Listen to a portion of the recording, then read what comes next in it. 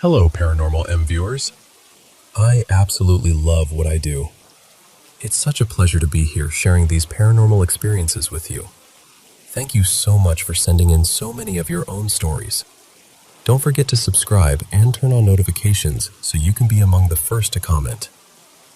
Now get cozy in bed, pull the covers up, and let's dive into today's paranormal experiences. So this happened when I was working at an old hotel in downtown Seattle while I was in college.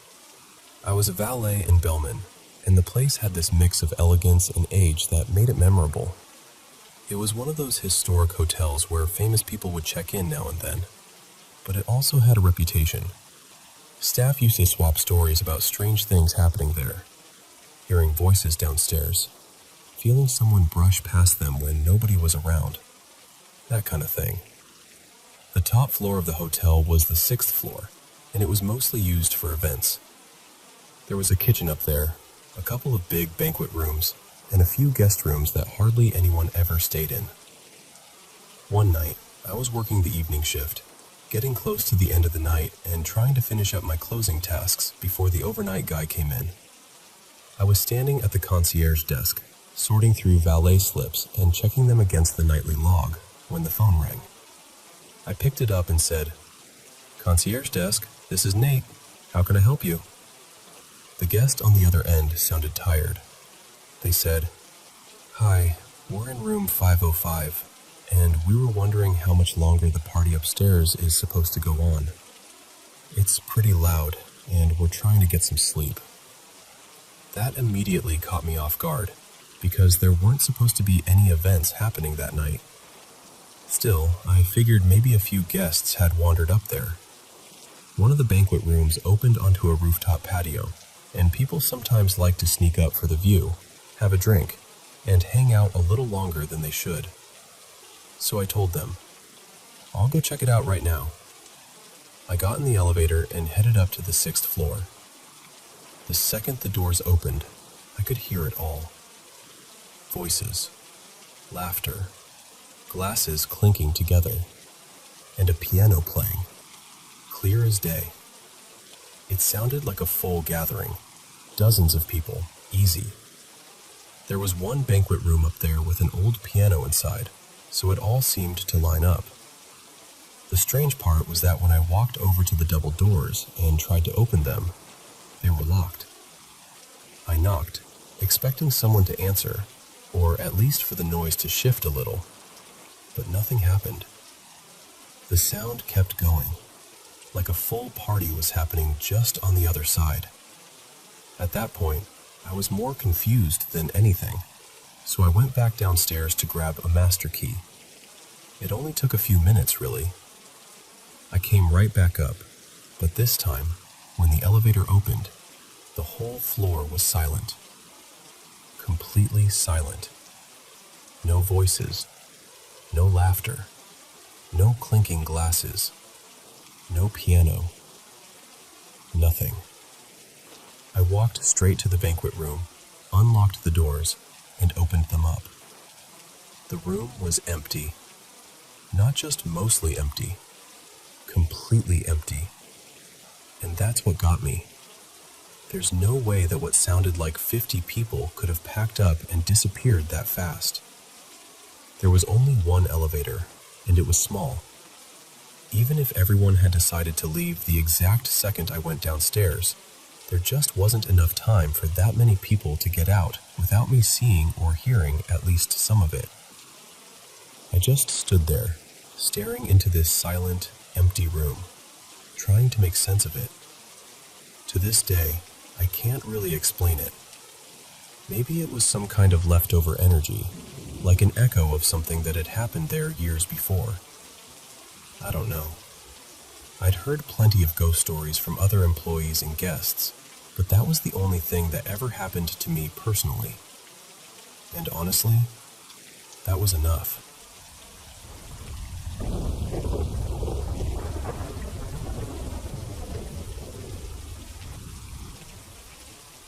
I honestly never took ghost stories seriously. Not until a few weeks ago.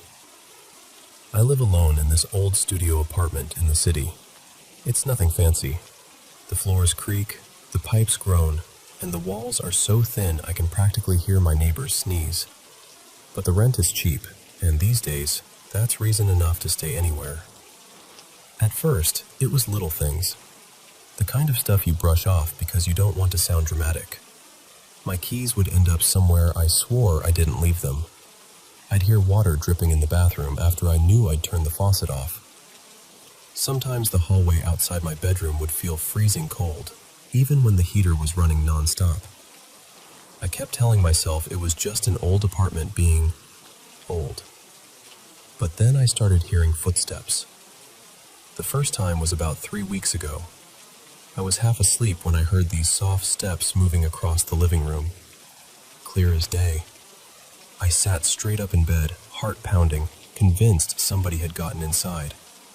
I grabbed my phone, ready to call for help, and checked every inch of the apartment. Behind the shower curtain, inside the closet, the front door lock, the windows, everything.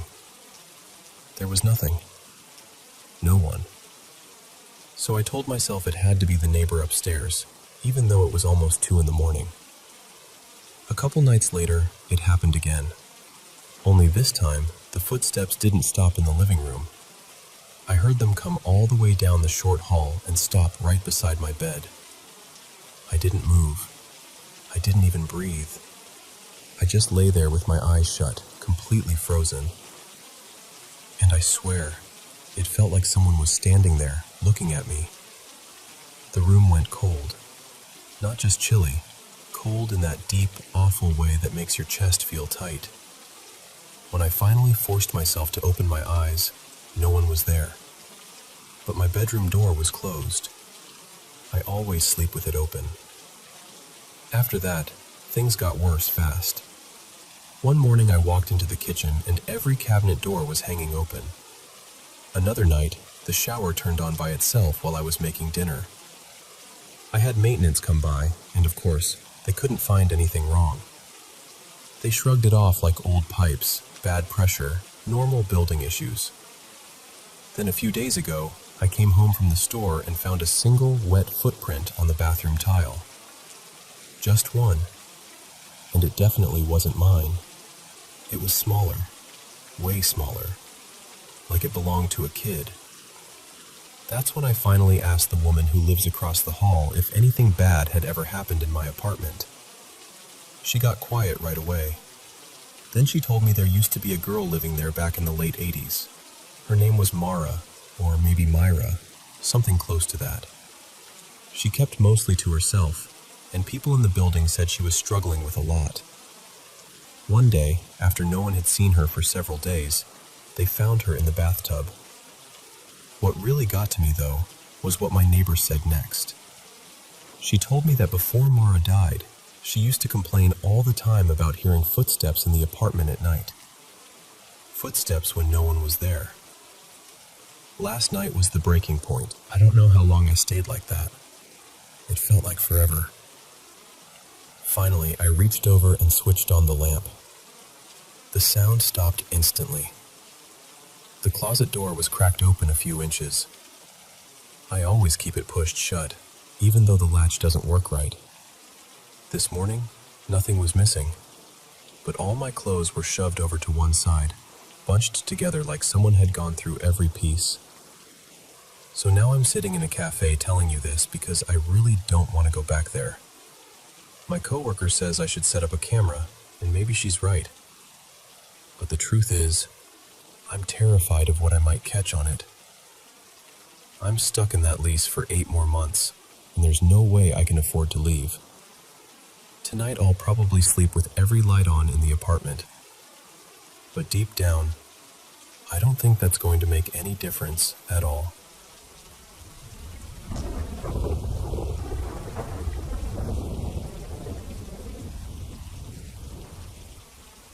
So I'm 18, and not long ago I went to my granddad's funeral. The whole day was really heavy. I never had my dad around growing up, so my granddad was more than just a grandparent to me. He was the closest thing I had to a father. He'd always been that steady, caring presence in my life, so saying goodbye hit me harder than I can really explain. The day itself felt like it disappeared in a blur. There was so much emotion, so many people, and by the end of it, I was completely drained, mentally and emotionally. Later that night, I got into bed sometime after 1 in the morning. I don't remember the exact time, just that it was late and I was exhausted. Before trying to sleep, I said a few words out loud to my granddad. I thanked him for everything he'd done for me, for all the love and happiness he brought into my life, and I said I hoped he was at peace, just in case, somehow, he could still hear me. Then, 2 really strange things happened that night. The first thing was this weird moment not long after I lay down. Every night, I leave my phone charging on the desk in the far corner of my room, nowhere near my bed. I must have only been drifting off for maybe 10 or 15 minutes, when I suddenly half woke up convinced my phone was in bed with me, playing music. It sounded like some kind of band music, something soft and brassy, which honestly made sense because there had been music like that at the funeral earlier that day. In my sleepy state, I somehow became convinced my phone had slipped down the side of the bed. So I spent several minutes reaching around in the dark, trying to find it, before suddenly remembering it was still on my desk where I'd left it. I brushed it off at the time and eventually went back to sleep. Then later, maybe a couple of hours after that, things got even stranger. I woke up the next morning at around 7 o'clock, in my mom's bed. And I mean, I had absolutely no memory of getting there. I vaguely remember waking up in the night like I needed the toilet, which is normal for me, but I don't remember actually walking to the bathroom. I don't remember using it. I don't even really know for sure whether I needed to go at all. It's like there's just a complete blank space in my memory, and then suddenly I'm waking up in my mom's room, lying in her bed, trying to work out how on earth I got there. My mom was already awake by then, and when I asked her about it later, she said she didn't remember me getting into bed beside her either. She was just as surprised as I was when she woke up and saw me there. What makes it even stranger is that I've never been a sleepwalker. Not as a kid, not ever. There's no history of anything like that with me. When I was really little, I used to climb into my mom's bed sometimes, like a lot of kids do. But that was years and years ago. We're talking over a decade. Every now and then, maybe once in a blue moon, we'll joke about old times and end up sharing the bed if one of us is unwell or something. But that hadn't happened in a long time. There was no reason for me to go in there that night. We've lived in this house for years, and I know it inside out. I can move around it in complete darkness without any problem. And I usually do because I like sleeping with the room pitch black. I never switch lights on if I get up in the night. The bathroom is upstairs, and my mom's room is right across from it, while mine is a bit farther down the hall. Usually we both sleep with our doors shut, but that night my mom had left hers open because she was so exhausted from the funeral that she basically fell asleep as soon as she got into bed. But at the same time, part of me can't help feeling there was something more to it. I do believe in spirits. I believe there's something after this life. I've never had any experience that made me feel strongly one way or the other before, and I'm not someone who goes looking for signs. But this felt different. Not scary, not threatening. Actually, the opposite. It felt comforting. It almost felt like maybe my granddad was somehow still looking after us. Like after such a painful day, he wanted me and my mom close together that night. Like maybe, in some small way, he guided me there. Maybe it was just grief. Maybe it was exhaustion. Maybe my brain simply did something odd after one of the hardest days of my life. But honestly, a part of me still likes to believe it was him.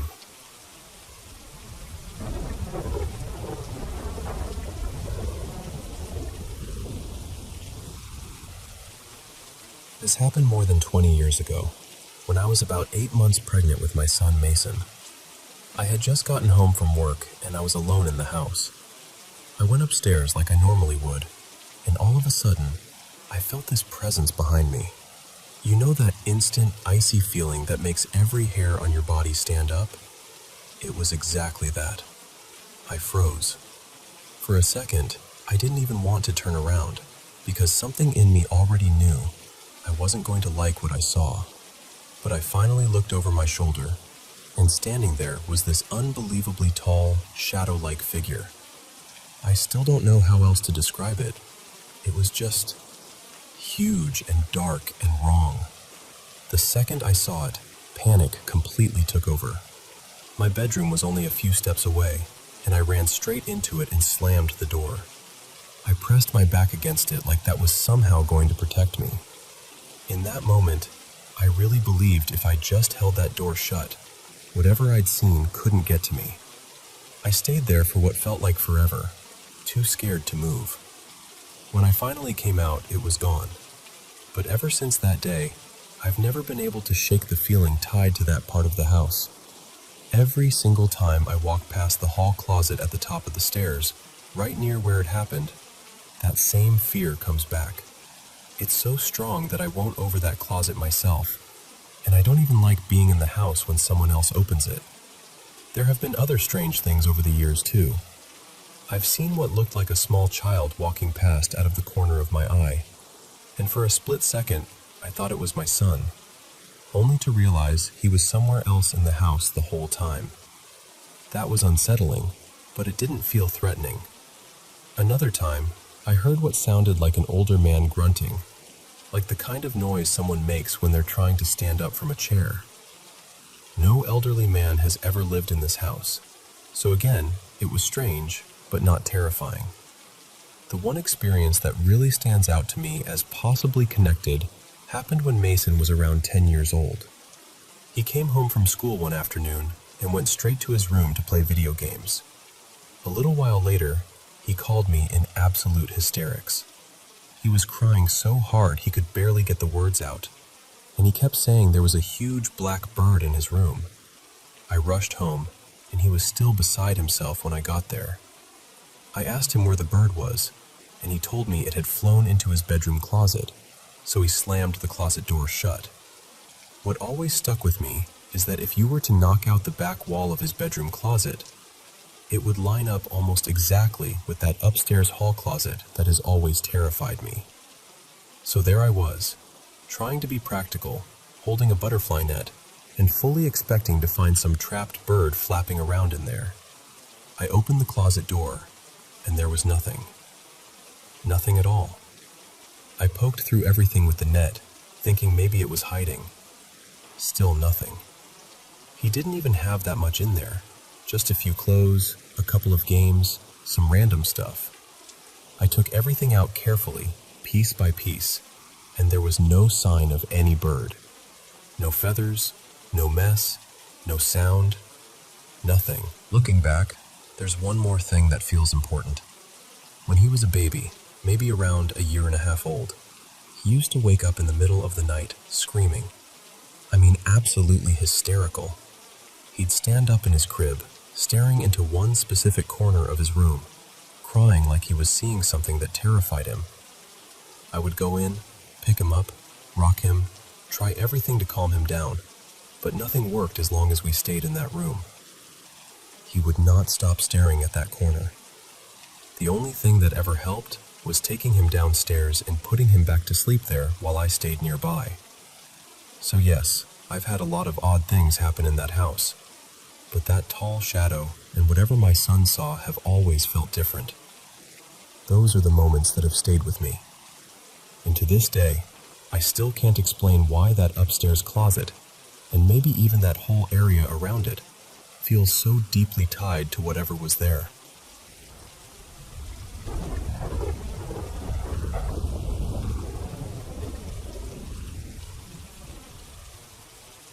I was about 10 when I had the first experience that really stayed with me.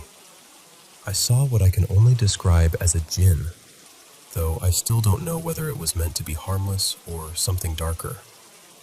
It had taken the form of a girl I knew, almost perfectly, except the hair was wrong, That was the detail I couldn't get past. Ever since then, strange things have followed me in one way or another. Later, I moved abroad for university, and honestly, I can't remember living in a single apartment where something unsettling didn't happen at least once. There was always some odd feeling, some sound, some moment that made the air feel wrong. Now I'm in my 30s, and about 7 months ago, my family and I moved into a new apartment in a different city. For a while, everything felt normal, quiet, safe.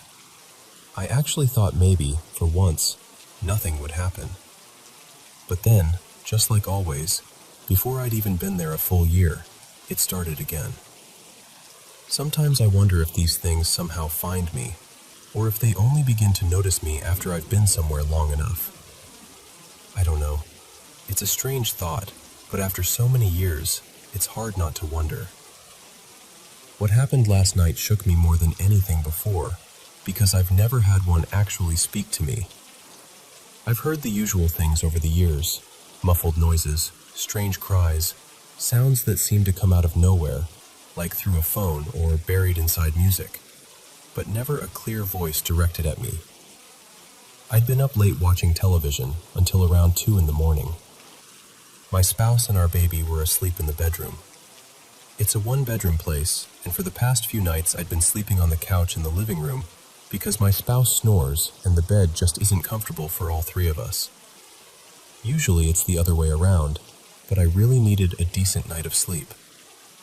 The night before, when I turned everything off and the room went dark, I had this awful feeling.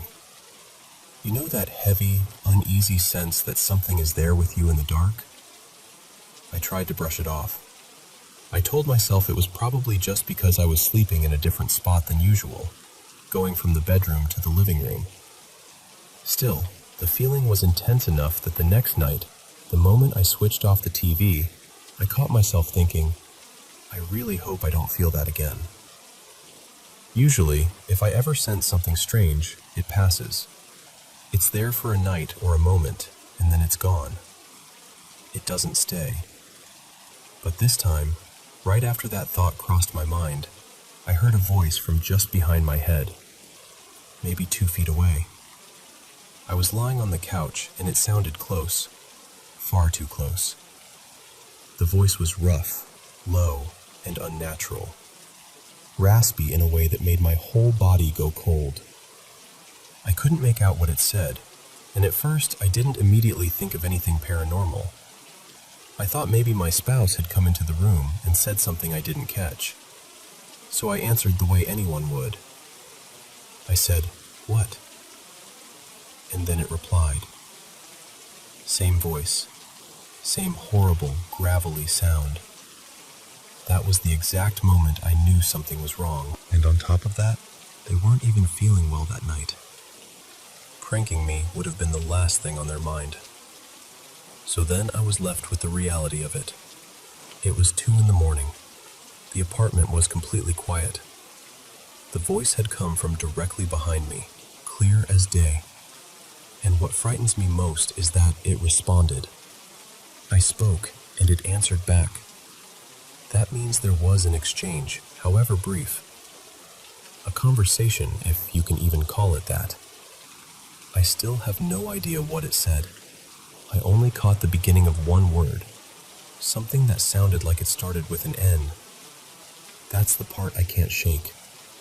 It's one thing to hear knocks, footsteps, or movement in another room. It's one thing to catch a shadow out of the corner of your eye. But hearing a voice speak directly to you, right beside you, is something else entirely. It changes everything. And the feeling I got from it was not good. The darkness already felt wrong before it happened, and the voice itself felt sinister.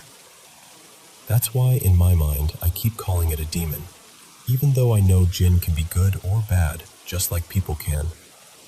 What I do know is that I've never experienced anything like this before, and it terrified me. Truly terrified me.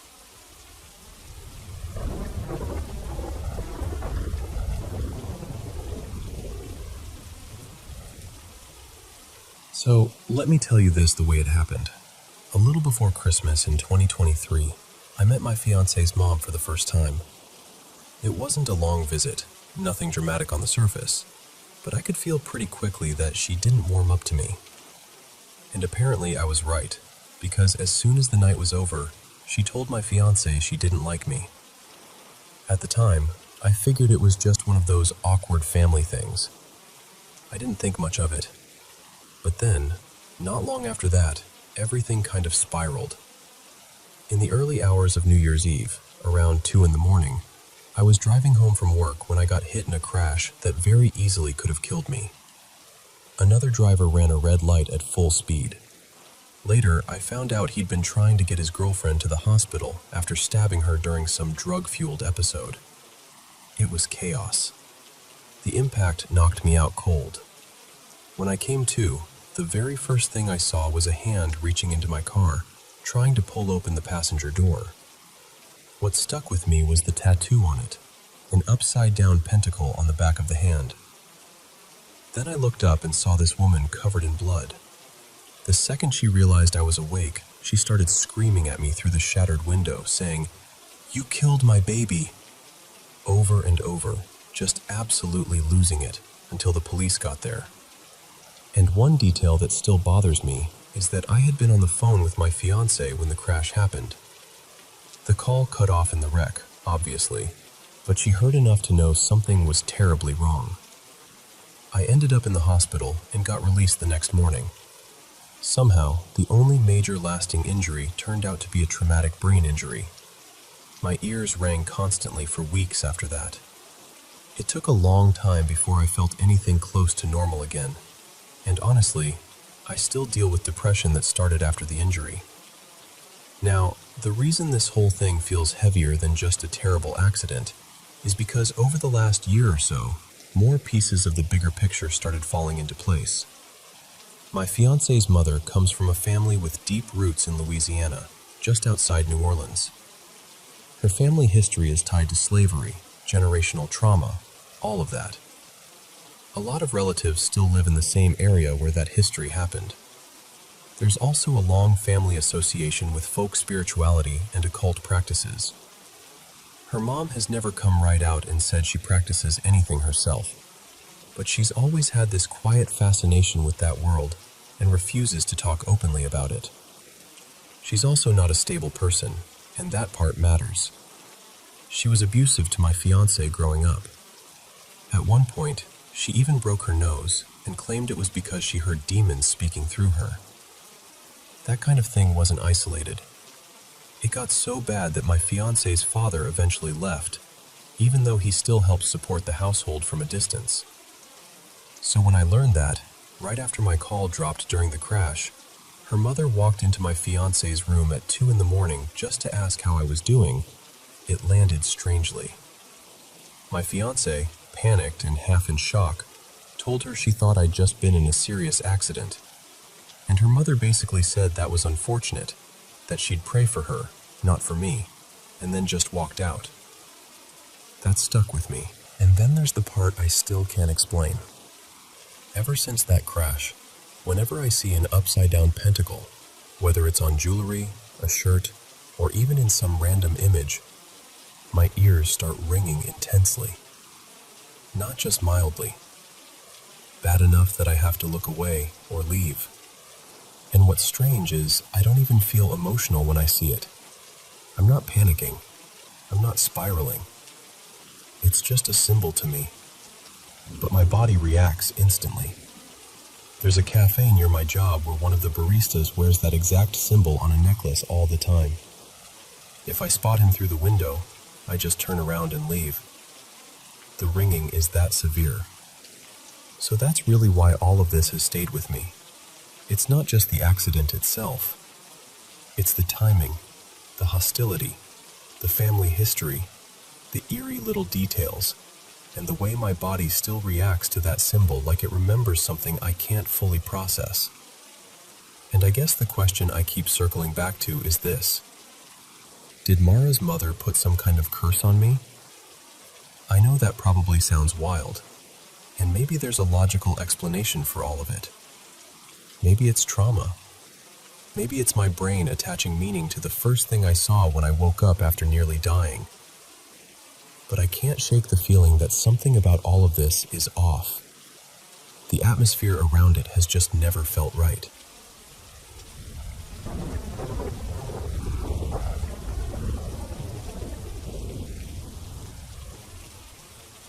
A couple of nights ago, something happened that I still can't really shake, and I wanted to share it in case it sounds familiar to anyone. I use a sleep tracking app sometimes, just out of curiosity, and the next morning I found a short recording from the middle of the night. What caught me off guard was that it picked up a voice I never heard while I was actually asleep. It was a man's voice, very clear, saying 99-7. What made it so unsettling wasn't just the words. It was the way it sounded. It didn't sound human in the normal sense. Not like someone talking nearby, and definitely not like me mumbling in my sleep. It had this compressed, sharp, almost artificial quality to it. The closest thing I can compare it to is an old two-way radio, some kind of military transmission, or maybe a clipped archival audio file. I've gone over every normal explanation I could think of. I was alone that night. No one else was in the room, and the app I use only records sound. It doesn't play anything back. The only audio I had on was a YouTube ASMR video running from my laptop while I fell asleep, and that was it. No autoplay, no extra apps open, nothing in the background that should have kicked on by itself. The next day I checked everything I could. I went through my YouTube history, looked for ad activity, checked whether another video could have started, whether a tab might have switched, whether there was some background sound I had missed. Nothing lined up. No video, no ad, no accidental audio source explained that voice. And the words themselves were strange too. It didn't say a sentence. It just said, very precisely, 99-7. No emotion, no context, no surrounding noise that made it make sense. It didn't sound like a radio host, and it didn't sound like anything you'd hear in an ASMR video. It almost sounded like a code, or some kind of signal check. The weirdest part is that I never heard it in the moment. I only found it the next morning when I listened back. That same night, I also had a really disturbing run of false awakenings. You know those dreams where you think you've woken up, but you're still dreaming? It kept happening over and over. There were threatening figures, this long corridor I was trying to get through, and at one point in the dream, my apartment looked like it had been completely wrecked. It had that horrible, lucid nightmare feeling where everything seems vivid and wrong at the same time. I'm not trying to say it was something paranormal. I honestly don't know what it was. I just know I've ruled out the obvious explanations, and the voice still doesn't match anything I knowingly played or heard. So I guess I'm asking, has anyone else ever found something like that in a sleep recording? A voice that sounds more like a transmission than a person? And does 99-7 mean anything to anyone? Maybe some kind of signal, code, or audio glitch pattern? Even if nobody has an answer, it would honestly help just to know I'm not the only person this has happened to.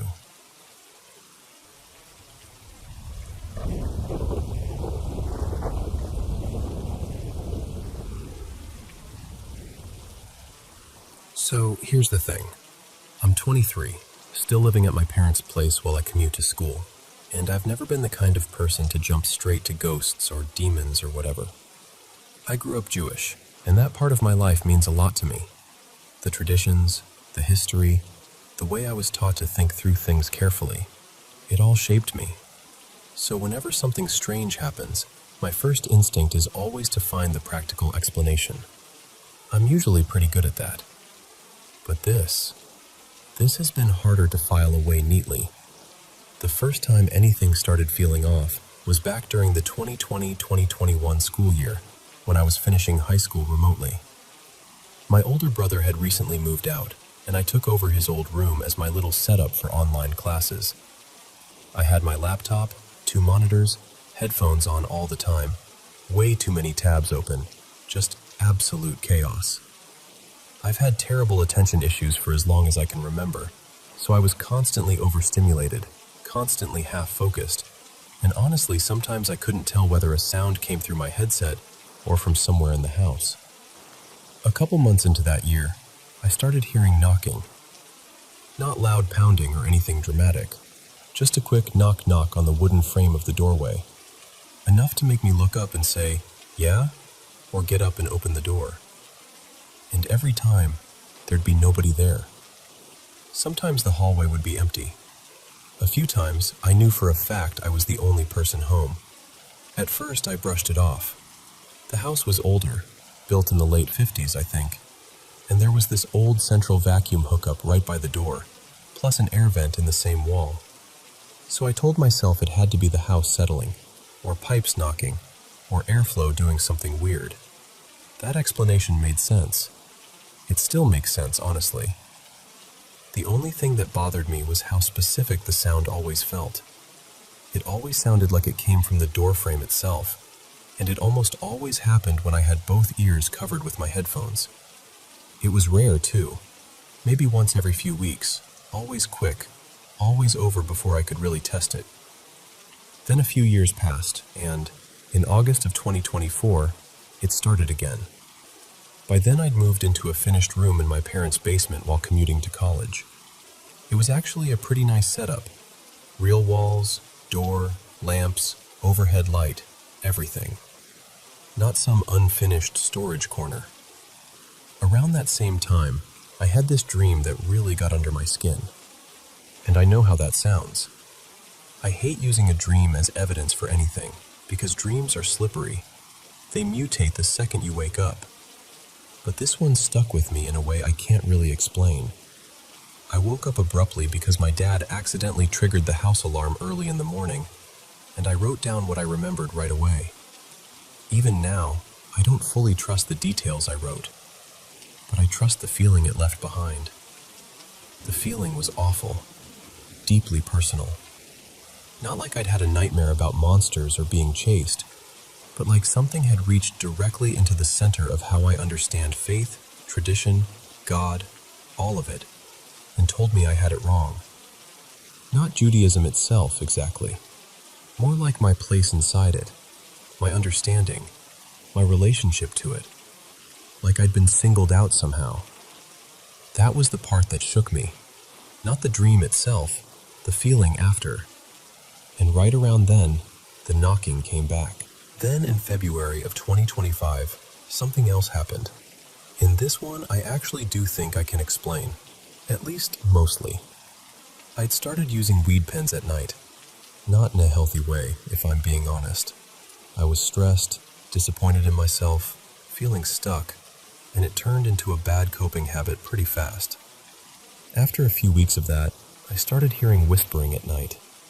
Very soft, not constant, just the sound of people murmuring right outside my room in the basement. Every time it happened, I'd freeze and listen, and every time I did, it stopped. That part, I think, probably was paranoia, or at least partly. I was young, I was using way too much. I already felt guilty about hiding it from my parents, and the whispers almost always made me feel like I was about to get caught. Like my parents were right outside the door, talking quietly before confronting me. Once I stopped using pens alone, the whispers almost completely disappeared. Now I only use anything socially, and not often. So that part doesn't haunt me the same way. It fits too well into a pattern I understand. Still, even then, the whispers only ever happened when I had headphones on. That detail kept bothering me. By May of 2025, I was still in that basement room, still commuting, still trying to ignore anything that didn't come with an obvious explanation. The room itself was normal. The door latched fine. My overhead light worked, my desk lamp worked, the little lamp near my bed worked. I'd gotten into the habit of keeping one ear uncovered whenever my parents were home, just in case someone actually called for me or knocked for real. and if I heard knocking without a voice attached to it, I'd mostly ignore it. I told myself that was the healthy thing to do. Don't feed it. Don't dramatize it. Then came the part I still can't sort out. My mom asked me to start cleaning my room before I moved out for the summer, so I went through this old storage bin full of cables, flash drives, adapters, all the random tech junk that piles up over time. I found an old USB stick and figured I'd see what was on it, mostly because I wanted to recover some school stuff from before our accounts got wiped. There was a PowerPoint on it with a boring name, something like Midterm Slides, American Government 2020. Totally generic. The kind of file I absolutely would have made half asleep the night before a deadline. Plain template, ugly font, walls of text. Nothing unusual about it. Until I clicked onto one slide. Something about an early 1800s Senate election, I think, and noticed there was writing in the speaker notes. Not normal notes either, just short lines, one sentence per line, no bullets, no explanation, just fragments. Stuff like, nobody is upstairs, mute the audio, second from the top now. I went back through the whole presentation, every slide. Only that one had notes in it, and that night I couldn't stop thinking about one of the lines. Second from the top now. It got stuck in my head in this weird way. I kept turning it over, wondering what it even referred to. The second item in a list? The second line in the notes? I don't know. It just started feeling like an instruction. So I opened the file again, and when I looked at the notes a second time, I swear there was another line at the top. Either it hadn't registered before, or it wasn't there the first time. I know how that sounds. I really do. But this time the top line read, "Begin below notice." And right then, I heard a single knock beside me on the doorframe. One knock. Close enough that it made my whole body tense. And the part that really gets me is this. I meant to go back and save the file somewhere safer. I even thought about attaching it when I tried telling this story before. But later, when I went looking for it again, I couldn't find it. I went through drive after drive, old folders, everything. Nothing. I still remember the file name. I remember the slide. I remember those lines. But I can't produce the file anymore. And that's what unsettles me most. Not because I think that proves anything supernatural. It doesn't. Memory is messy. Fear changes perception. Headphones distort awareness. Weed definitely didn't help. Old houses make weird sounds. All of that is true.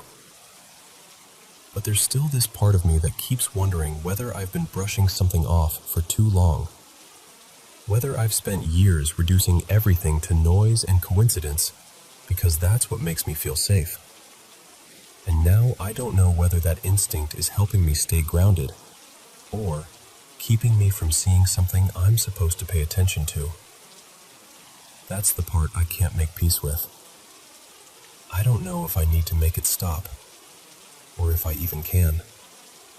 I don't know whether this is just anxiety stitched together out of years of half-heard sounds, bad sleep, guilt, stress, and one disturbing dream. Or whether I've let myself get too comfortable ignoring things that felt wrong. I just know that sometimes it feels like I'm standing right on the edge of something I don't understand.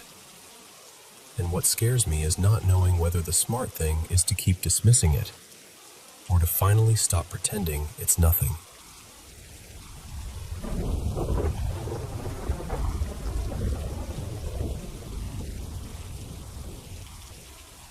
Honestly, this has been with me for as long as I can remember.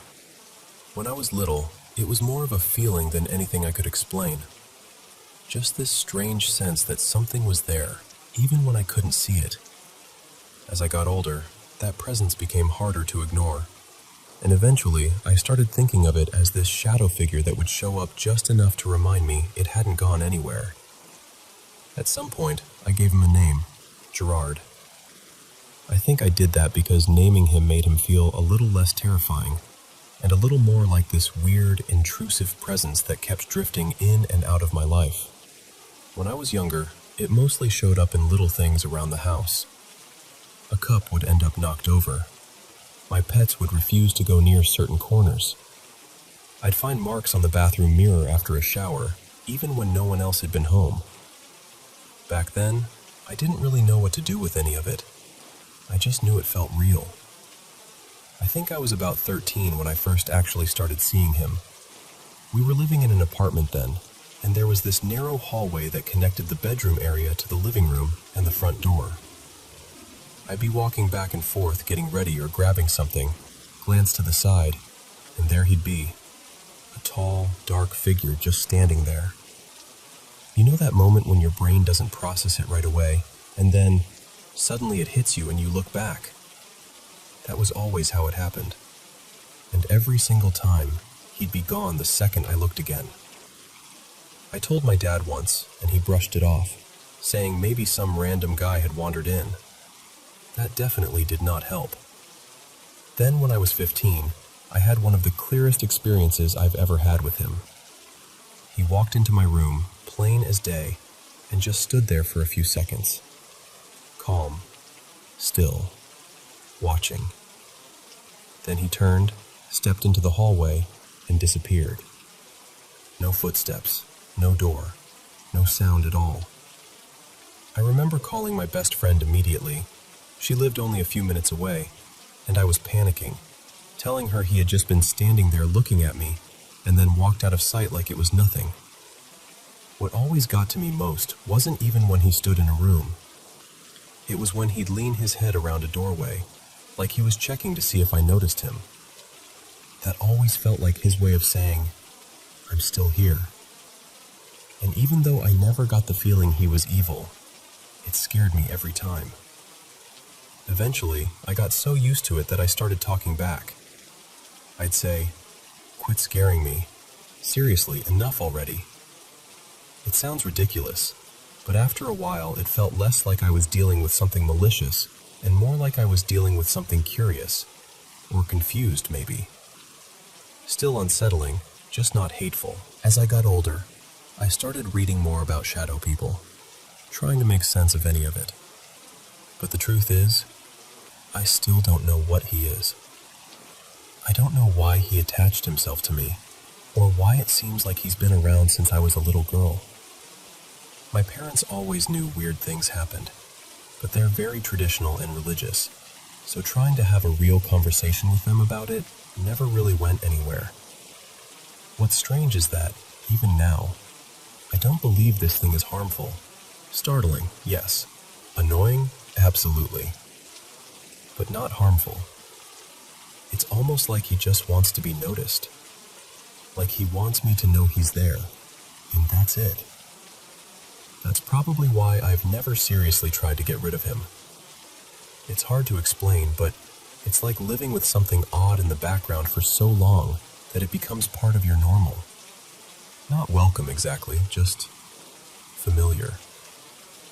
There is one memory from childhood, though, that still unsettles me more than anything else.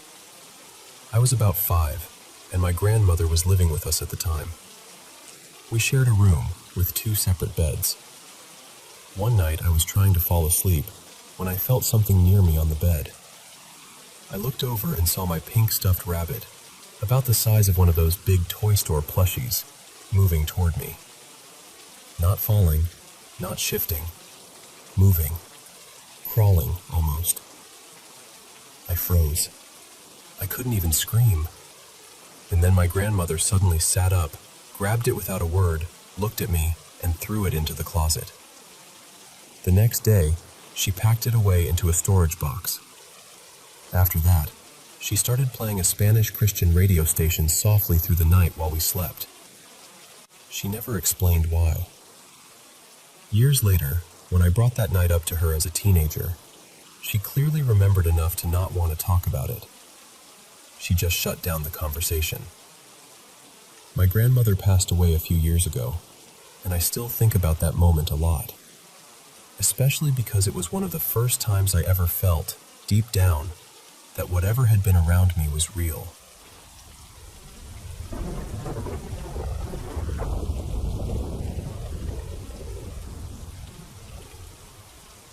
So back in 2019, I moved to a small town in eastern Oregon. I was a broke college student, and I ended up renting this tiny attic room in a huge old house that had been standing since the late 1800s. The rent was cheap, which was really all I cared about at the time. The other girls living there tried to warn me, though. They told me weird things happened in the house. I laughed it off. I figured they were just trying to mess with the new girl. At first, it was little things. I'd wake up in the morning and find the upstairs balcony door standing wide open, even though it was still locked from the inside. Sometimes chairs from the dining room downstairs would somehow show up in the hallway on the second floor. I honestly thought it was just my roommates pranking each other, or maybe forgetting where they'd moved things. Then Thanksgiving happened. There were 11 of us living in that house, and over the holiday, I was the only one who stayed behind. I woke up that morning absolutely freezing. The whole house felt cold in this strange, heavy way, so I went downstairs in my socks to turn up the thermostat. And while I was standing there pressing the buttons, I heard voices. 2 women talking nearby, like they were in the next room. I stopped and listened. One of them said, very clearly, "He's coming." I froze. I can't even remember what else they said after that, because those 2 words just hit me so hard. I went through the whole house looking for whoever was there, checking every room, calling out, but there was nobody. Not a single person. It was just me. I tried to convince myself I was overtired. I spent the whole day doing that, actually, trying to act normal and shake it off. That night, I was sitting in the living room with my roommate Mara's kitten curled up in my lap. I was just petting her, trying to relax. Then all at once, she went completely stiff. Every muscle in her body locked up. I looked up, and there, on the window, was this shadow. Not like a reflection, not like somebody standing outside. It was darker than black, almost like ink smeared across the glass. I stared at it, and I had this awful feeling that it was staring back at me. Then it moved, slowly, sliding across the window, and vanished. I called the only friend I had nearby, and I begged her to come sit with me, because I did not want to be alone in that house anymore. After that, things got worse. Anytime I went down into the basement, I felt like something was watching me. Not just a creepy feeling, really watching me. The basement had this strange, narrow hallway that twisted back toward a little apartment in the back, and we all jokingly called it the catacombs. One night, one of my roommates swore she saw a man standing down there. She called the police in a panic, but when they came, they couldn't find anyone. My attic room was shaped like this odd little triangle, and at night, I would hear what sounded like fingernails dragging slowly above my head. Long, deliberate scratches. Things would disappear from all over the house and never turn up again. One night, every fish in my roommate's tanks died at the same time, for no reason anyone could explain. I kept hearing whispers too, in different parts of the house, always too soft to make out clearly. It was like the house was always saying something, just never loud enough for me to understand. When the lease was finally up, every single one of us left. None of us wanted to stay another day. I told myself I'd never go back there. But the strange part is, sometimes I still feel pulled toward that house. If I'm in the neighborhood, I'll catch myself stopping outside without meaning to. And I just stand there, staring up at the window of what used to be my room. Like some part of me is still there, waiting.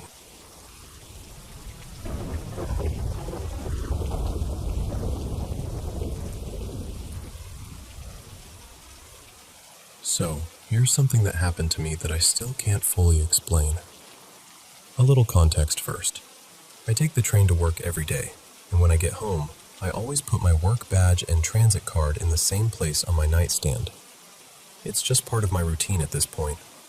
The night before this happened, I remember doing exactly that. I set my badge down, and I placed my card right beside it before going to sleep.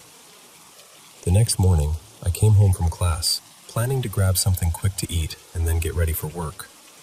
I looked over at my nightstand, and my badge was there, exactly where I expected it to be. But my transit card was gone. At first, I thought, okay, maybe I knocked it down in my sleep, or maybe it slid behind something. So I started searching. I checked under the bed, pulled things away from the wall, looked through drawers, moved furniture around, basically turned the whole room upside down. Nothing. I couldn't find it anywhere. Eventually, I gave up and figured I'd just buy tickets for the day. I wasn't panicking too much because I knew I had left it on the nightstand. I was sure of that. So I thought maybe after work, when I had more time, I'd come back and do a better search. Before I left, though, I asked my mom if she could take a look too. Honestly, I'm not exactly known for being great at finding things, so I thought maybe a second pair of eyes would help. Later on, I found out my mom searched my room really thoroughly. My dad even joined in for a bit. They checked under the bed, moved things around, went through the nightstand, and still found absolutely nothing. No card. Now here's the part that really got me. When I came back home that evening, my transit card was sitting right there on the nightstand. Not off to the side, not half hidden, not tucked behind something. It was right where I had left it the night before, completely visible, like it had never been gone at all. I just stood there staring at it. I even made my parents promise they weren't messing with me, because it honestly felt like the only possible explanation at that point. And look, I know this isn't some huge horror movie moment or anything, but I genuinely cannot explain it. I know what I saw. I know it wasn't there earlier, and I know my parents didn't find it either. So at this point, I'm left with this weird, unsettling feeling that something else was involved. In my faith, there's this belief in jinn, beings that are mysterious, playful, and sometimes known for causing mischief. And until somebody gives me a better explanation, I'm telling you right now, I'm blaming them.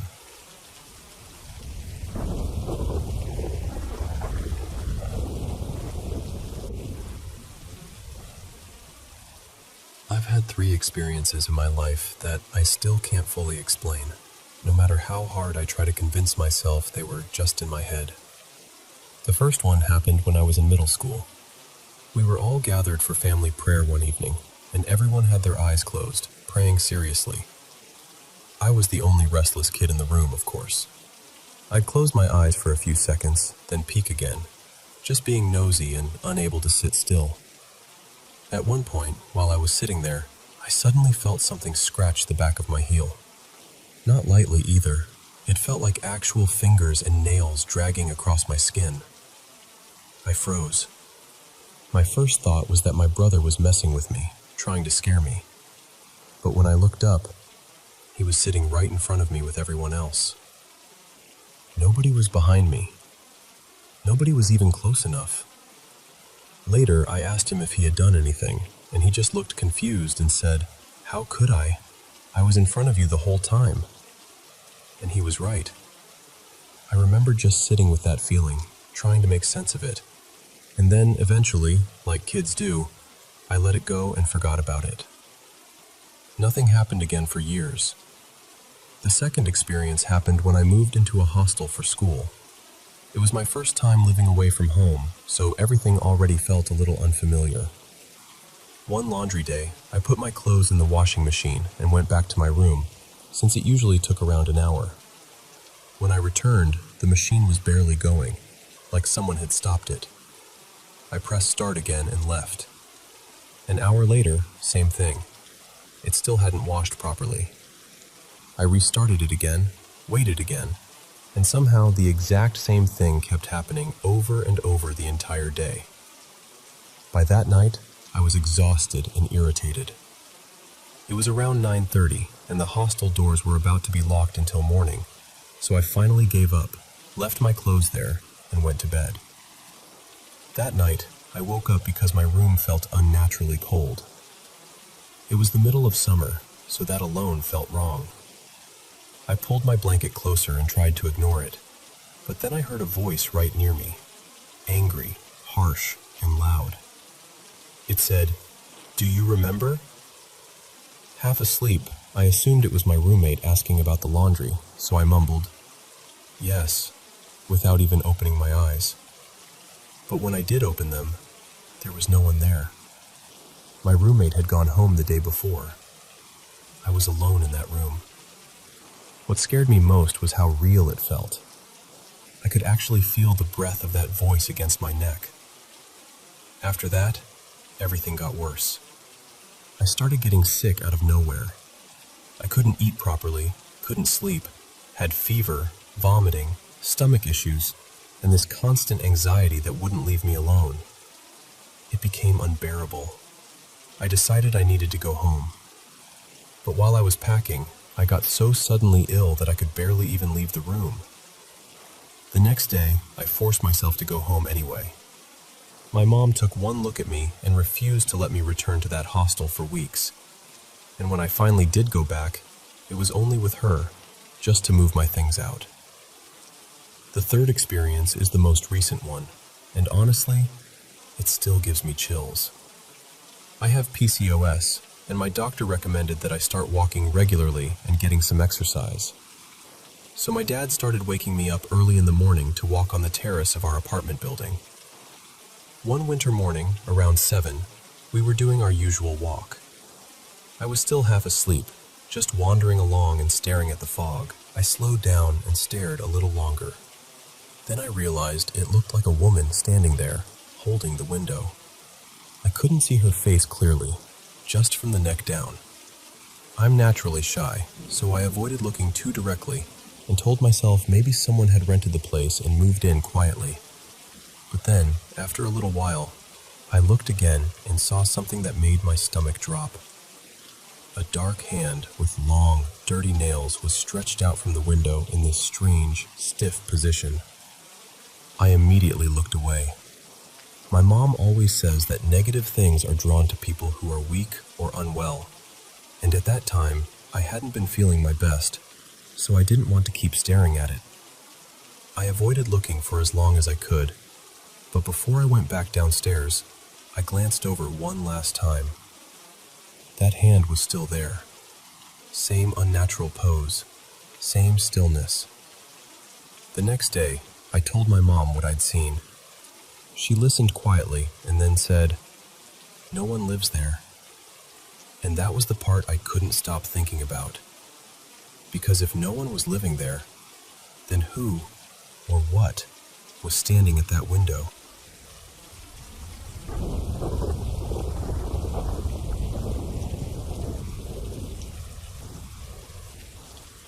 So, right now, I'm actually sitting in my car outside the inn, running on almost no sleep, trying to process everything that happened last night.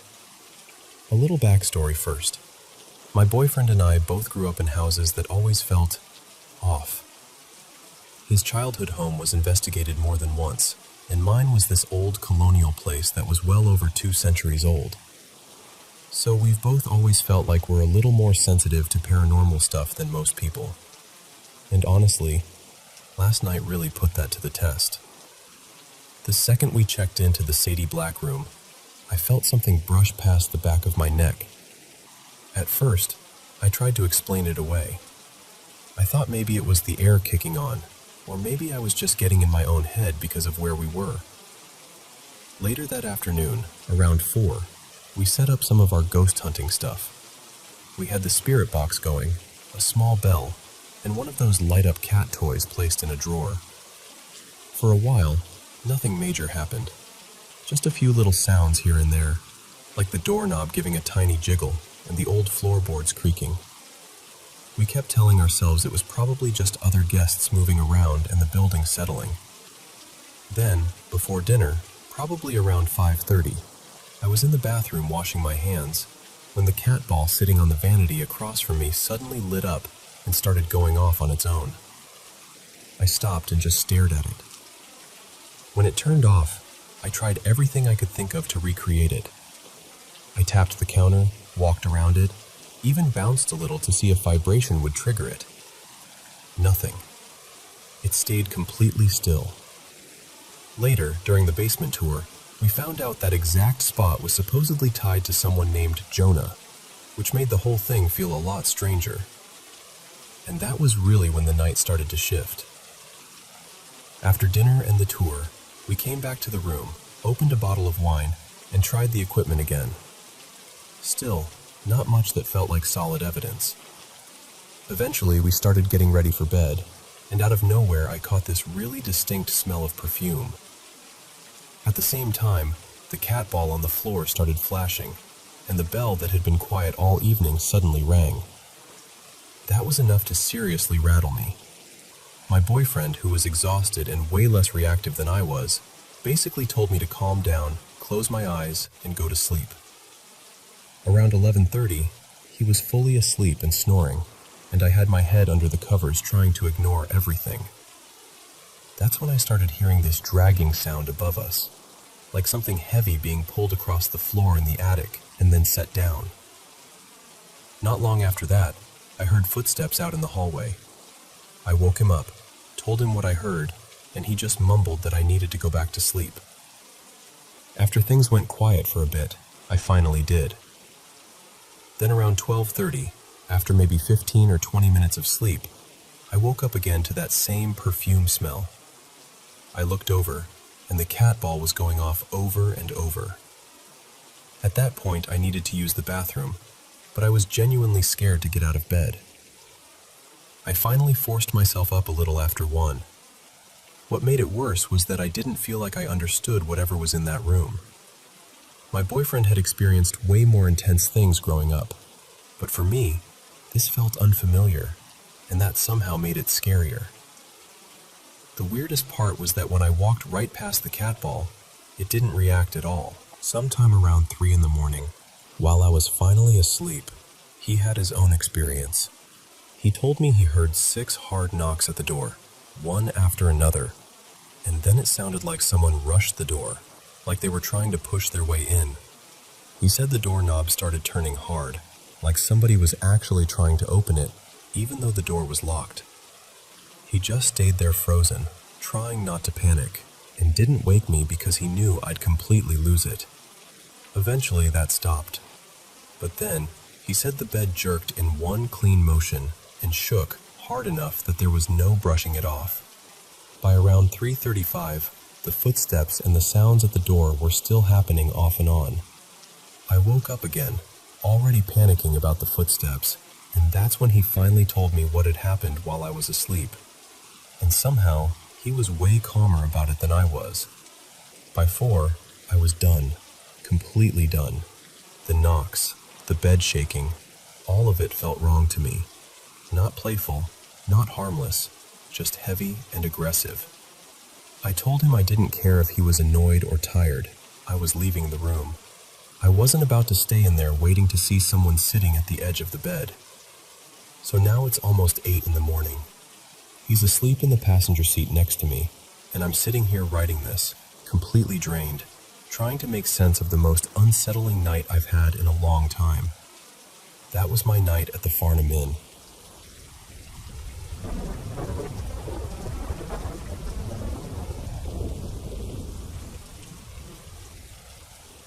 I want to tell you about something my coworker, Talina Cross, shared with me, because it has stayed with me in a way I can't quite shake.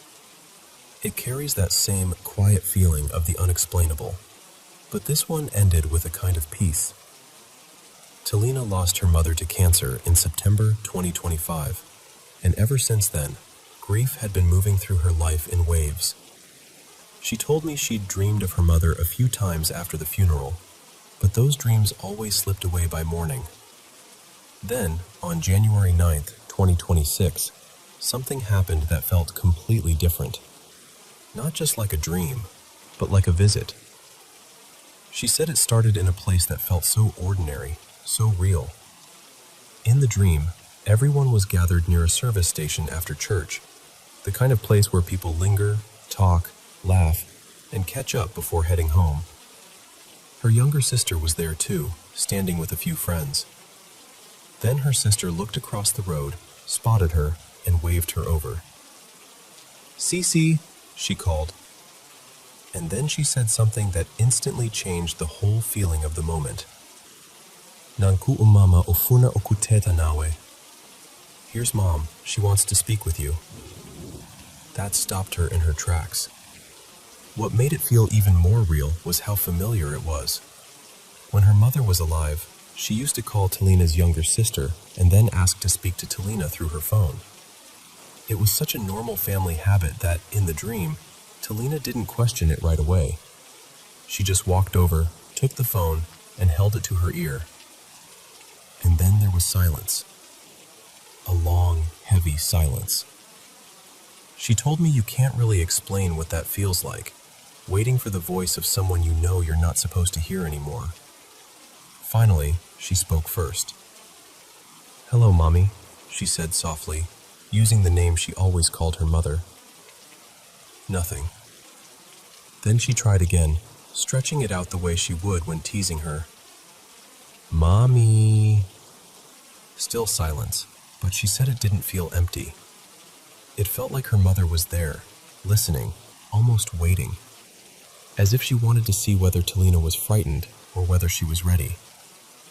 In the background, her sister turned to her friends and said something like, "Yo, she's lucky she still gets to connect with people who've passed on."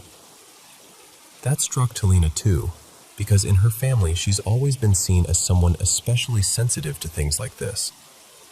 Even in the dream, it was like everyone understood that something unusual and sacred was happening. And then the voice came through. Not faint, not strange, not ghostly. Just her mother. Exactly her mother. Warm, familiar, alive in the way only a loved one's voice can be. She said, "Hi, bendifuna ukukushe kanje, ntombiyam." "Hi, I just wanted to make you laugh a little, my girl." Talina said her whole heart lifted in that moment. "Ew," she answered right away. "Yes." Then her mother started telling her some funny little story about a woman in Silver Grove, the neighborhood where she had bought her first home many years ago. That place meant everything to their family. It was where so many memories began. Safety, home, childhood, belonging. So of course Talina asked the question anyone would ask. "Upi? Where are you?" And her mother answered simply, "Ndise Silver Grove. I'm in Silver Grove." The way Talina understood it, her mother was telling her she was somewhere familiar, somewhere good, back at the beginning, back in peace. Talina asked again, wanting to be sure, "Okay, you're really there?" And her mother said, "Ew, ndirai tapa." "Yes, I'm right here." Then she laughed. The call itself was short, almost casual, like one of those quick family check-ins that somehow mean everything. Then her mother said, "Bye-bye, Ka." And Talina answered, "Bye. I love you." Her mother replied with a plain, matter-of-fact, "Okay." That made Talina laugh even inside the dream, because it was so her. No dramatic goodbye, no long speech, just that simple, practical response. Exactly the way she would have said it in life. But just before the call ended, there was one more thing. Another voice came through from the background on the other side of the line. Male, deep, gentle. Talina froze as she listened. The voice said, "Okbibile mvle." "Are you finished, beautiful one?" And her mother answered, "Ew." "Yes." Talina woke up immediately, and she knew that voice. It was her late grandfather. Now, of course, you could say it was just grief. You could say the mind does extraordinary things when it's carrying loss, and that would be fair. Dreams can be vivid, emotional, and deeply convincing. But this is the part that unsettled her, in the quietest way. The next morning, when she woke up, her house smelled different. Not bad, not alarming, just different. Familiar. The air carried the distinct scent of pipe tobacco. Her grandfather had been a pipe smoker for years. He'd been gone a long time, and nobody in her home smokes. Yet that earthy, unmistakable smell lingered through the house as though he had just passed through. She told me it felt like he had come to fetch her mother after that phone call, as though he had been there the whole time, waiting gently on the other side. What stayed with her most was how peaceful it all felt. There was nothing frightening in it.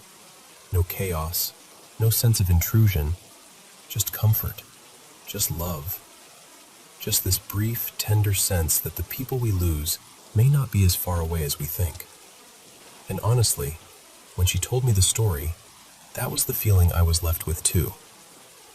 Like maybe sometimes love finds a way through. Like maybe, every now and then, the veil thins just enough for someone to say, in the most ordinary voice imaginable, "I'm right here."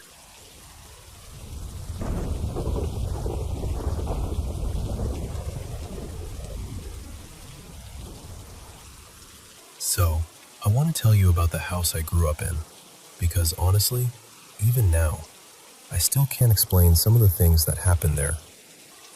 It was this old place way out in the country, built sometime in the late 1800s. I've always suspected it used to be part of an old farmstead, maybe even a creamery or something like that. Either way, it was isolated, creaky, and full of the kind of silence that makes every little noise feel important.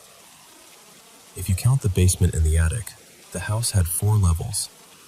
There was the basement, then the main floor with the living room and dining room, then the upstairs where all the bedrooms were, plus a tiny study, and then the attic above that. It was a big, strange house with a lot of corners and shadows, and over the years, I had more unsettling experiences there than I can count. The first one that really shook me happened when I was 17.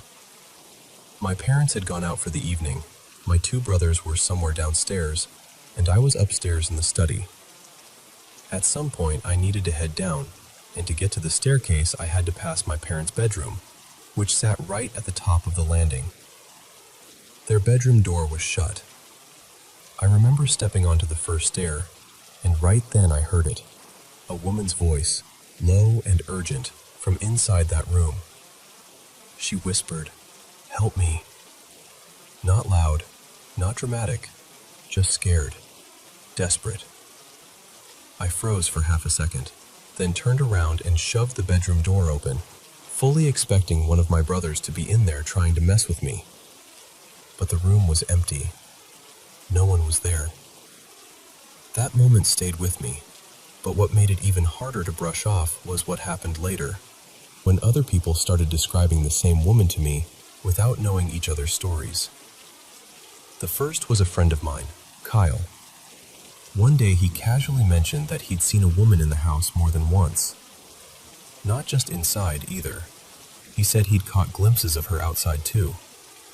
He described her as white, with shoulder-length brown hair, kind of soft and slightly wavy, and wearing this purple dress that looked old-fashioned, almost elegant. He said there was something calm about her, gentle even. Then, sometime later, my former sister-in-law, Hannah, told me she had seen a woman in the attic. She gave almost the exact same description. Same hair, same purple dress, same feeling that the woman didn't seem threatening. She actually said the ghost felt sweet, which is not a word you expect someone to use in that kind of conversation. And then there was the night everything changed. I was with my friend Sienna and her little niece, Lily. We'd been hanging out late, and eventually I realized I needed to drive them home. We came back to my place first, and Sienna walked up to the enclosed porch ahead of me. She reached the door that opened into the dining room, and just stopped.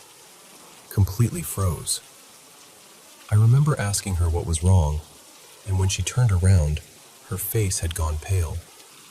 Her eyes were wide, and she leaned toward me and whispered, "Ben, I saw her." At first, I didn't understand what she meant. Then she started describing the same woman Kyle and Hannah had talked about, but this time, she said it was different. She said the woman didn't look kind. She said she looked furious, not just angry, violent. And then Sienna told me something I still hate thinking about. She said one side of the woman's face looked normal, but the other side, the skin was gone. Like part of it was just skull. She said the woman was moving across the dining room toward the basement door. I honestly thought Sienna was panicking or making it up. And the second I did, I saw the basement doorknob start rattling on its own, twisting back and forth, like someone on the other side was trying to come through. That was enough for me. I grabbed my keys, rushed Sienna and Lily to the car, drove them home as fast as I could, and then spent the whole night lying awake, staring at the ceiling, listening for every sound in that house. And to this day, I still don't know who or what was in there with us.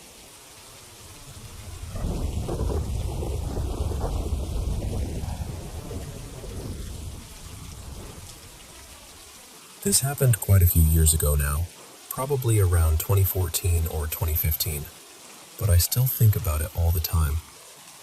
I'm from Central Illinois, and if you know the area, or you're into paranormal stories at all, you've probably heard of Greenwood Cemetery in Decatur. It has a reputation for being one of the most haunted cemeteries around here, so naturally, I had to see it for myself. I planned the trip with 3 friends, Lena, Ryland, and Micah.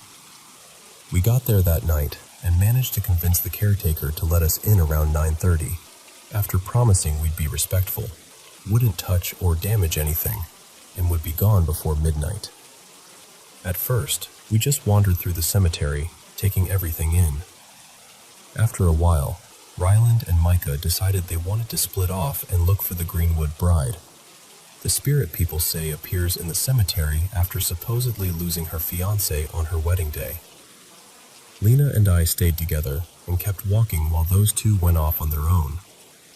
Later on, the 4 of us met back up near this small mausoleum that, surprisingly, was unlocked.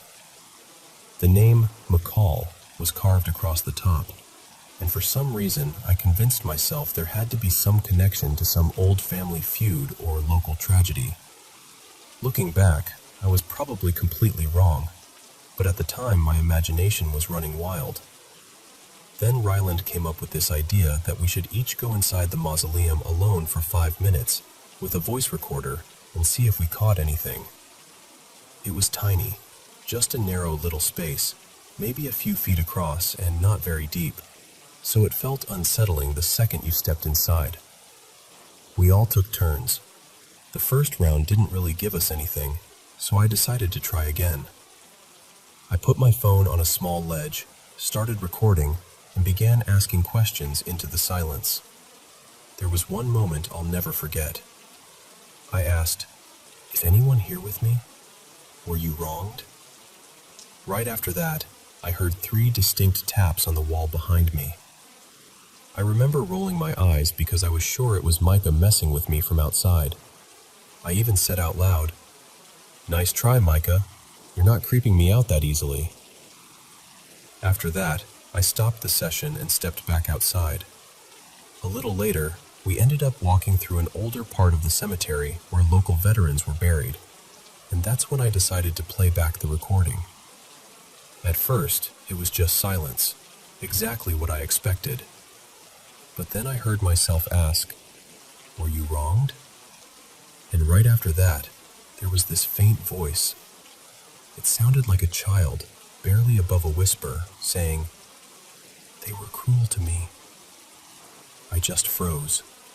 Then, almost immediately after that, there was another voice, a man this time, quiet but clear enough that it made my stomach drop. He said, "Behind you." And the part that still gets me is what came next. On the recording, Just after that whisper, you can hear Micah knock 3 times on the outer wall, behind me. When I realized the timing of it, it honestly made my whole body go cold. In the moment, I thought it was just my friend trying to scare me, but hearing that warning on the recording before the knocks happened, I still can't really explain that. We left around midnight like we promised, and none of us talked much on the way out. We were all pretending to be calm, but you could tell everybody was shaken. So yeah, we all went home that night with something. I've had a few other strange experiences since then, but nothing has ever felt as clear or as unsettling as what happened in that cemetery. That one has stayed with me ever since.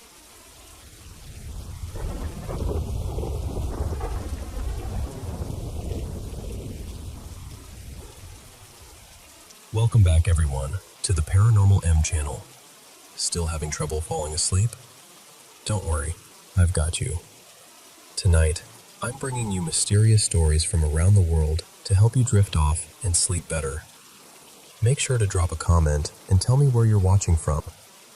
And a huge thank you for sending in so many incredible experiences. All right, no more waiting. Get cozy in bed, switch on your nightlight, and let's dive into tonight's chilling stories. Don't forget to subscribe and turn on notifications. Hey, so this is my first time really telling this story out loud, and I'm a little nervous, but I'm going to try to say it the way it actually felt, moment by moment. For about the last 8 months, I've been in what I can only call an awakening. Not in a dramatic movie way, more like something quietly rearranging itself inside me.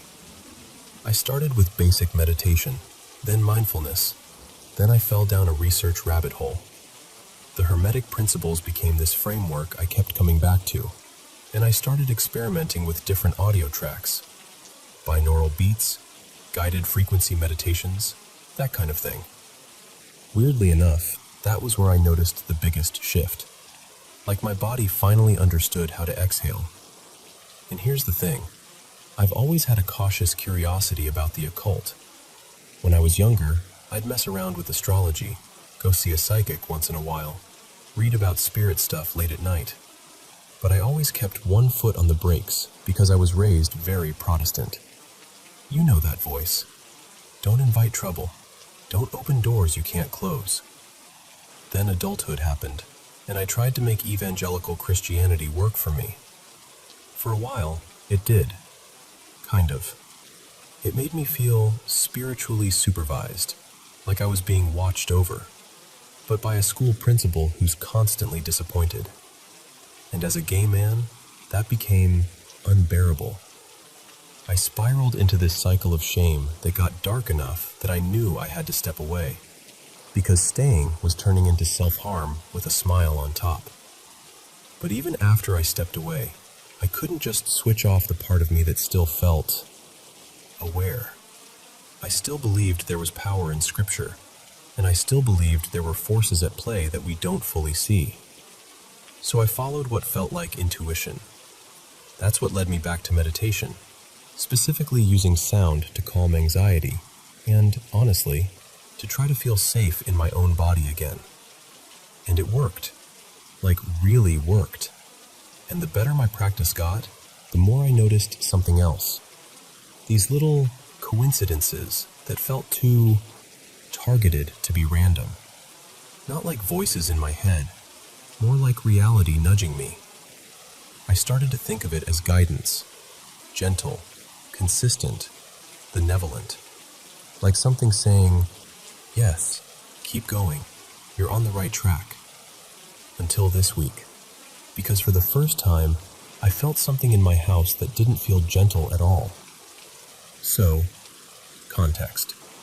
My husband Marcus and I have had his mom Irene staying with us for a bit. And Irene and I, we've been clashing. Not yelling or anything dramatic, just this low-grade friction where you can feel it even when nobody is speaking. We were avoiding each other, and I started noticing something that honestly embarrassed me to admit. I couldn't stand going near the guest room. The energy around that door felt heavy, like walking past it made my stomach tighten. At first I told myself, okay, Eli, this is you. This is your resentment. You're projecting. Be an adult. So we talked. Irene and I actually apologized. Genuinely. We both said we wanted to move forward. And we meant it. But even after that, the weirdest thing happened. We both kept ruminating anyway. Like we couldn't stop replaying things. It didn't feel natural. It felt sticky. Then 3 days ago, I'm tidying up and I find this homemade spirit board, like a DIY Ouija board, in my stepdaughter's room. Her name's Tessa. She's creative, always cutting out cardboard and making little projects. So at first I just went, okay, kid stuff. But it sat wrong in my gut. I didn't panic. I didn't lecture her. I just noted it. This morning, I finally brought it up to Marcus, and he had this look like he'd seen it too and decided to ignore it. He didn't want to give it power, but he also didn't like it. I got chills so fast it felt like my skin tightened, because in that exact second, a bunch of little pieces clicked together, and I knew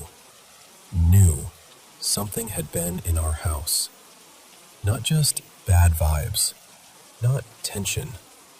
Something that felt opportunistic, predatory. And then I started replaying the emotional pattern between me and Irene. It was bizarre. I'd have days where I felt totally fine, peaceful, almost detached. And Irene would be down, drained, irritable. Then I'd have days where I couldn't stop obsessing over every reason I didn't like her. And she'd be cheerful, almost energized. It hit me like a disgusting little theory. What if something is bouncing between us?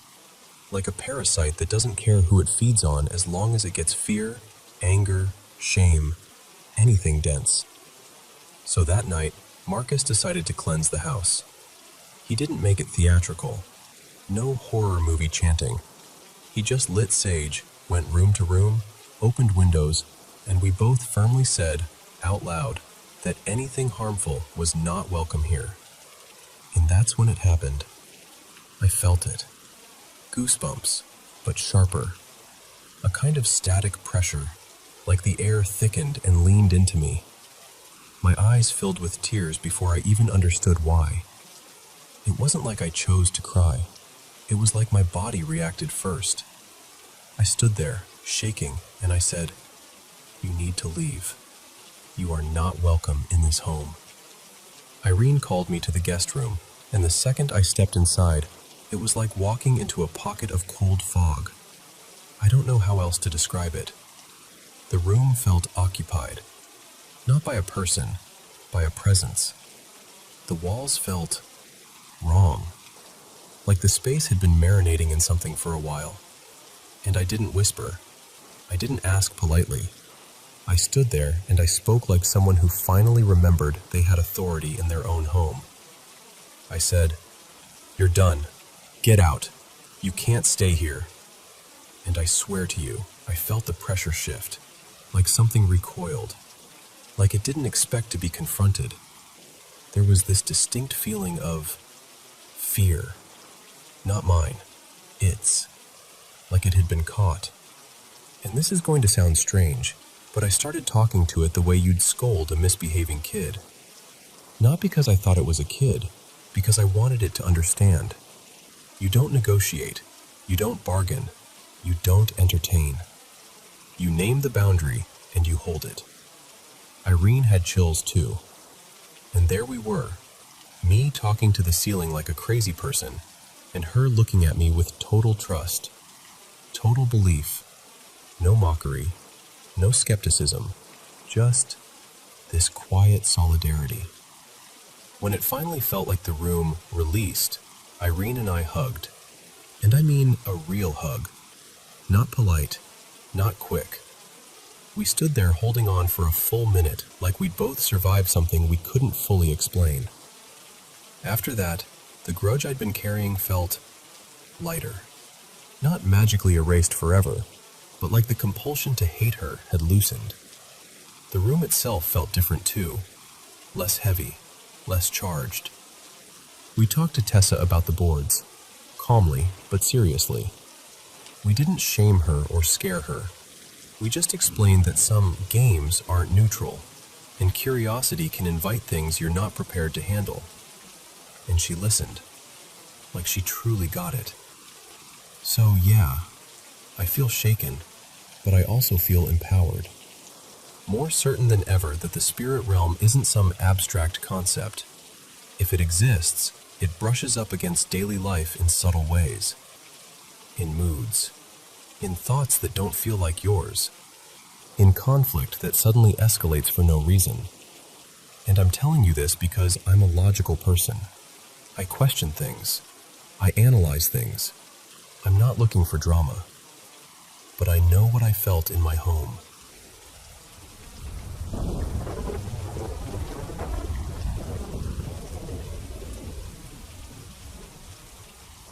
So, this is one of those memories that never really leaves you. It just kind of pops up every once in a while, usually late at night, and you're like, why am I thinking about this again? But I do. I was about 15, give or take, and my family had this big reunion at my great-uncle Ron's lake house. Beautiful place, classic summer vibe, people everywhere, food non-stop, kids running in and out. The only problem was there just wasn't enough room for everybody to sleep there. So Uncle Ron arranged another place, this small rental a couple houses down. He said it belonged to someone he knew personally, like it was no big deal. But here's the part that still feels strange to me. Out of my whole family, the only ones who ended up staying in that rental were me and my dad, Mark. Everyone else squeezed into the main house or found somewhere else. During the day, the rental seemed totally fine, normal even. My cousins came over and we played cards and messed around and raided the kitchen like kids do. Nothing felt off in the daylight, but the room I picked to sleep in had something in it. In the closet, kind of shoved into the corner, there was this life-sized figure, like a mannequin, but not one of those clean store mannequins. This one looked like somebody had tried to make it real. The head and hands were hard, almost like painted wood or resin. The body was soft and stuffed, dressed in jeans and a flannel shirt. It was slumped over like it couldn't hold itself up. And it had this face, strong features, and some kind of feathered headpiece. The whole thing reminded me of those old wooden Indian statues you'd see outside antique shops. It wasn't scary exactly, just weird, unsettling in a quiet way. I remember standing there thinking, why is this in here? And then brushing it off like, whatever, it's just a creepy decoration. That night, after dinner back at the lake house, laughing, eating, everyone lingering around the table, I walked back to the rental alone. The lake air was cool, and the road was dark and quiet. I remember thinking it felt peaceful. I went to bed, and then sometime later, I woke up. Or I thought I woke up. My eyes opened, and I was staring into the dim room, but I couldn't move. Not my arms, not my legs, not even my fingers. Nothing. I tried to shift my body and it just wouldn't respond. Like my brain was awake, but my body hadn't gotten the message. And then I saw him. That life-sized figure, the one from the closet, was standing right next to my bed, leaning over me. Arms stretched out toward me, like it was reaching.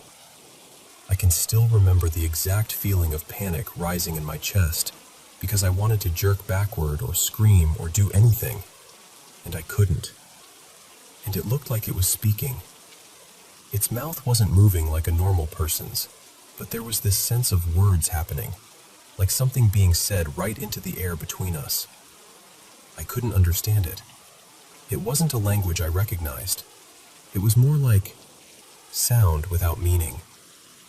Then the room started to feel like it was spinning. Not in a dizzy, I stood up too fast way. More like The whole space was rotating around me. I squeezed my eyes shut, and behind my eyelids there were these swirling colors, bluish gray, like storm clouds twisting in water. And I swear I felt the bed sink, like someone sat down beside me. Then a hand, firm, deliberate, pressed onto my shoulder. That's the part that makes my stomach tighten even now, because it felt so physical. Not like a dream touch.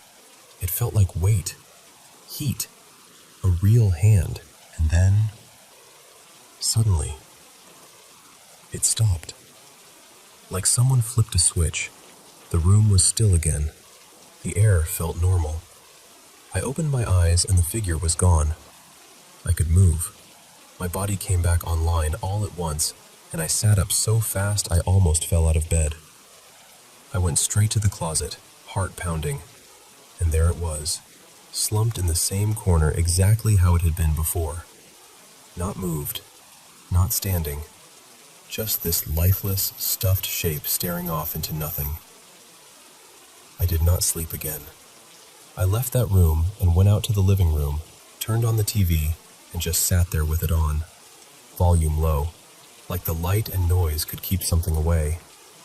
I stayed there until my dad woke up hours later, around dawn. When he came out, all groggy, I acted normal. I don't know why I didn't tell him. Maybe I didn't want to sound ridiculous. Maybe I didn't want him to brush it off. Or maybe I was afraid that saying it out loud would make it more real.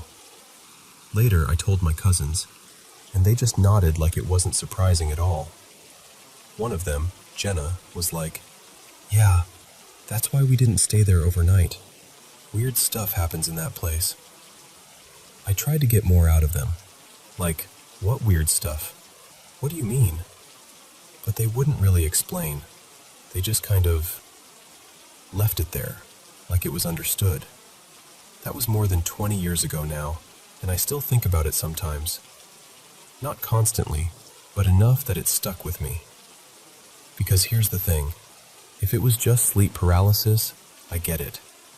I know that can happen, especially when you're overtired or in an unfamiliar place.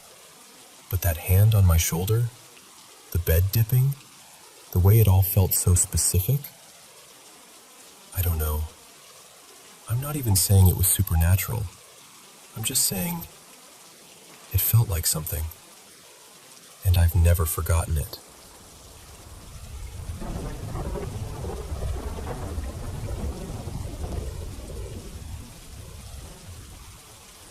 So, before I tell you this, you should know where I'm coming from. I live in a European country where people still do some pretty old-fashioned things. But I'm not the mystical type. I'm the show me the evidence type. No ghosts, no gods, no aliens, none of it. I'm usually the guy who can explain things away with a shrug and a rational theory.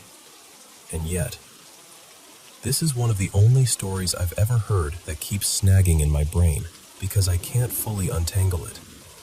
My best friend, let's call her Mira, has been in my life for years.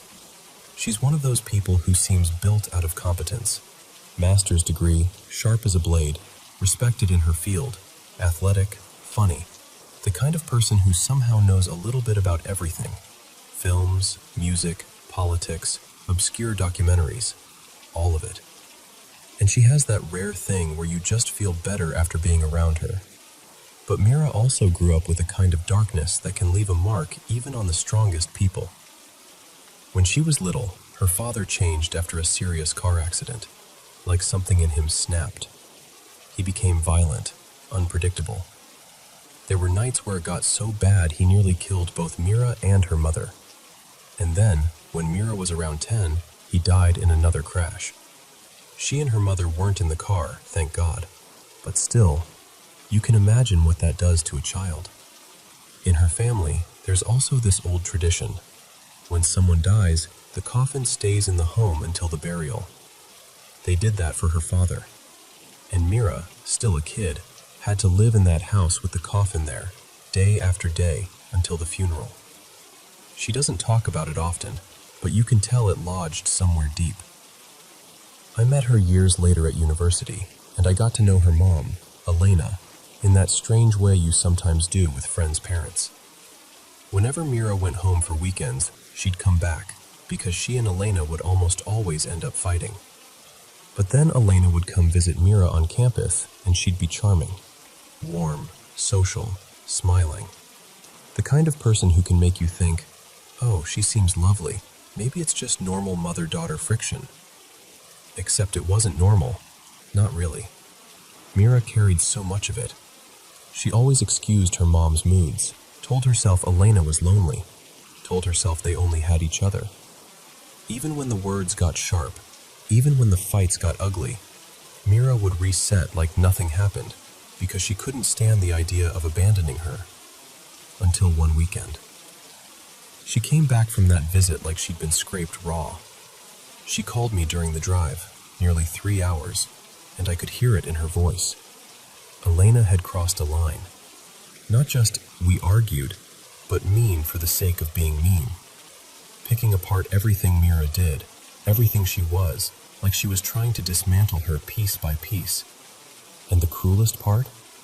Elena threw out this accusation, basically saying Mira was becoming like her late father. That hit Mira like a slap, because Mira didn't choose her father. She didn't create any of that trauma. She survived it. And hearing her mother fling that at her felt not only unfair, but vicious. When Mira arrived, she showed up with a couple bottles of craft beer like, I need to talk until my throat gives out. We sat there while she replayed the whole fight in detail, exact sentences, exact moments. And then she said something I didn't expect. I'm done. I'm not speaking to her again. I'm not going back. And honestly, I was relieved. Not because I wanted her to lose her mother, but because I wanted her to stop bleeding for someone who kept cutting her. But you know how it goes with family, especially when it's just the two of you. A few weeks later, Mira went back, and then months passed, and one weekend Mira finally said, gently, carefully, do you know why I left? And Elena, completely blank, said, no. Why would you leave? Mira thought she was kidding at first. She wasn't. Mira said, because of the fight? The things you said? Elena stared at her like she was hearing a story about someone else. What fight? What things? So Mira went through it, line by line. The insults, the accusations, the way Elena tore into her. Nothing. No recognition. No shame.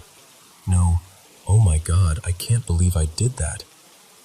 Just confusion, like Mira was describing a movie plot. When Mira told me, I immediately went into my usual mode. Okay, if this isn't manipulation, what's the simplest explanation? My first thought was carbon monoxide. I've read enough stories, people hallucinating, losing time, acting strangely, because of a slow leak in a house. Elena spent most of her time in that big home she'd built with her husband. It was old, it was spacious, and she rarely stayed away for long. So I told Mira, promise me you'll check the house. She promised. They checked.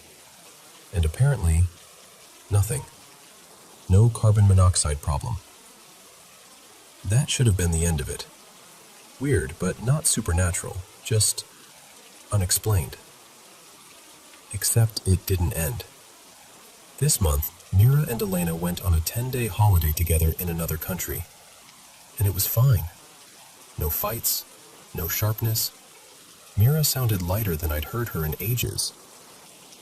But when they came back, Saturday evening, back into the house, everything shifted again. On Sunday morning, Mira woke up to the television blasting downstairs. She got up, went down, and found Elena standing there too, wide-eyed, startled. Here's the thing. Elena wasn't watching TV. Neither of them had turned it on. Elena said, I didn't even plug it back in after the trip. And according to both of them, the TV was on. Sound booming, screen lit, like a channel was running, even though it was unplugged.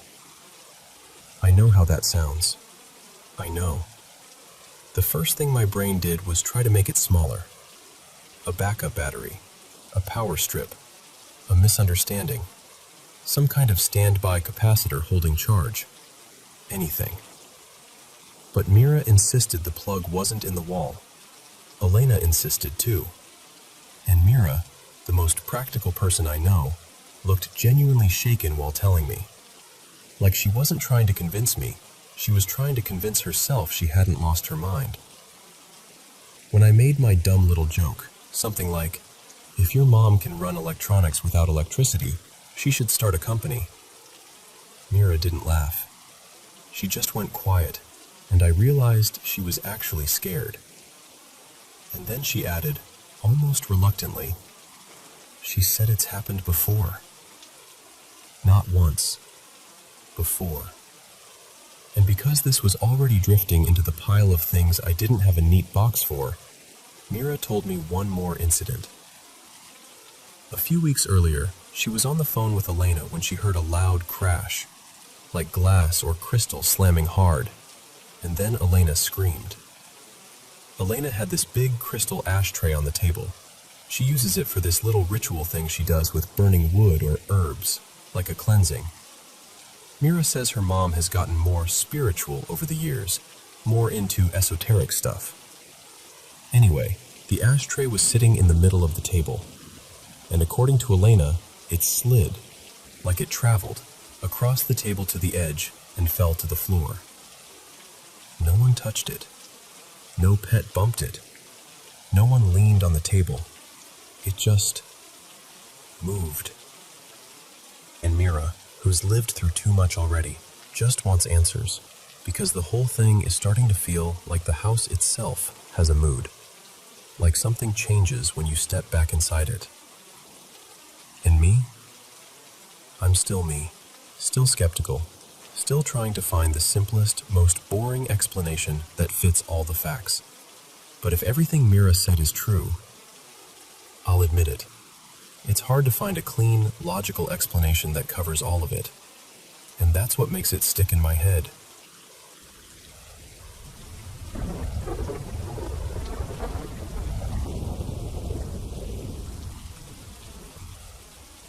So, something really weird happened at my place earlier this week, and I still don't know what to make of it.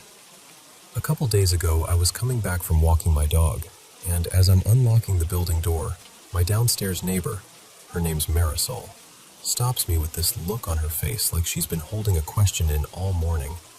She goes, "Hey, are you guys okay?" And I'm like, "Yeah, why?" She tells me that the night before, she and her husband, Raphael, and even their kids all woke up because they heard these insanely loud bangs coming from my apartment.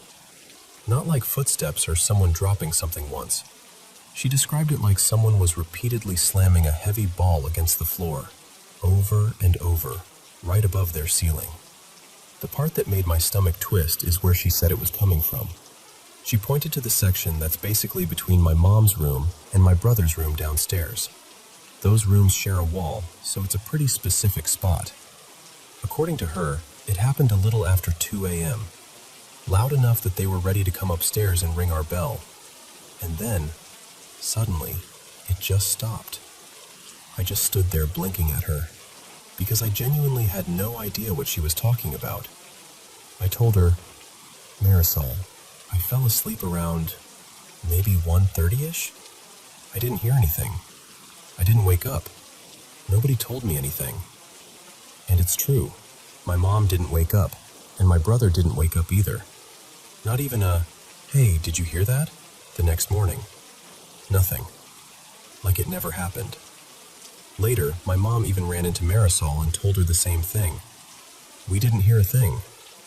So now we've got this situation where the people directly below us are jolted awake by loud impacts. But the people supposedly right next to the source are sleeping like rocks. That's what gets me.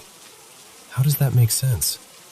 And look, I'm not someone who immediately jumps to paranormal stuff. I want there to be a boring explanation. Pipes, some freaky building noise, whatever. But the way she described it, like controlled, repeated banging, doesn't feel like a random creak or settling. And as much as it sounds ridiculous to say out loud, if I had to place it somewhere in the unexplained category, my brain leans less ghost and more something like an abduction scenario. Because what else explains violent noise, people downstairs wake up, the people upstairs don't?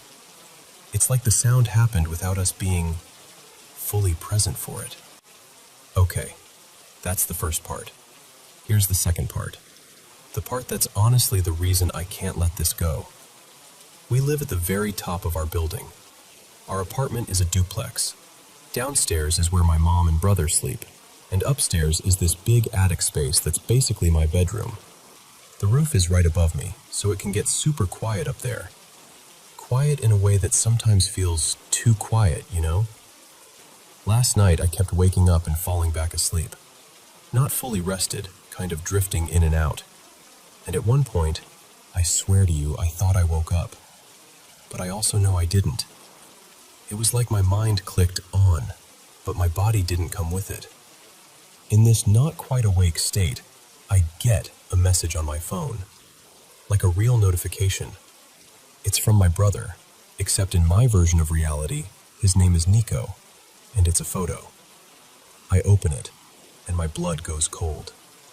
In the picture, there's this small gray figure with a huge head, peeking around the edge of Nico's bedroom door downstairs, like he caught it mid-sneak and snapped the photo fast. It's that classic gray alien shape. Big head, thin body, just there. I jump out of bed and start moving toward the attic stairs, because all I can think is, I have to get downstairs. I have to get to them. But when I reach the doorway of my attic, this is the part that makes me feel insane even repeating it. I can't go through.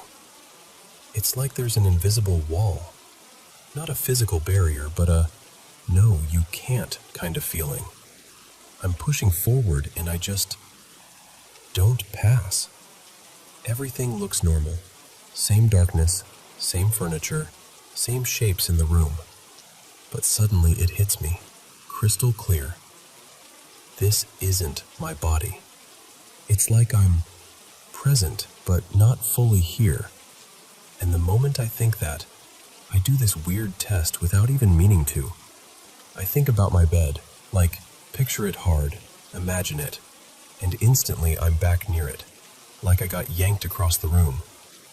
No footsteps, no walking back, just snap, there. And then I try to wake up, and I can't. That's the scariest part. Not the alien photo, not the doorway thing. This feeling of being trapped between asleep and awake, like I'm pounding on a locked door from the inside. I remember thinking, okay, if I can't wake up, something bad is going to show up. Something is going to appear in the room.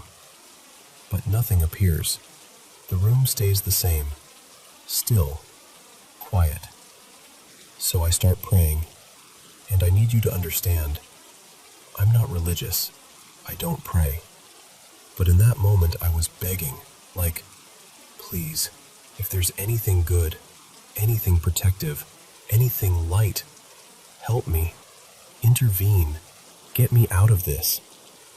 And eventually, after what felt like forever but might have been seconds, I wake up for real. Morning light, normal silence, my heart still racing. First thing I do is grab my phone and look for the message. It isn't there. No WhatsApp. No photo. No, what the hell is that text? Nothing from Nico at all. Like it never happened. So on paper, it's easy. Nightmare. Sleep paralysis. Some weird half-dream hallucination. Fine. Except, it didn't feel like a dream. It felt like I was thinking clearly, like I was reasoning in real time, like I actually stood up, actually walked across my room, actually tried to leave, actually got blocked. It felt more real than most memories, and now my brain keeps looping back to the earlier banging incident. The night Marisol's family woke up and none of us did, and I can't shake the idea that my mind is trying to push something to the surface. Like there's a missing piece, and whatever happened that night, maybe I wasn't fully aware for it. Maybe something is trying to unlock a memory I don't have access to. I don't know. All I know is 2 strange events, back to back, both revolving around my home, and both involving this unsettling theme of things happening while I'm not fully able to respond. And it's messing with me.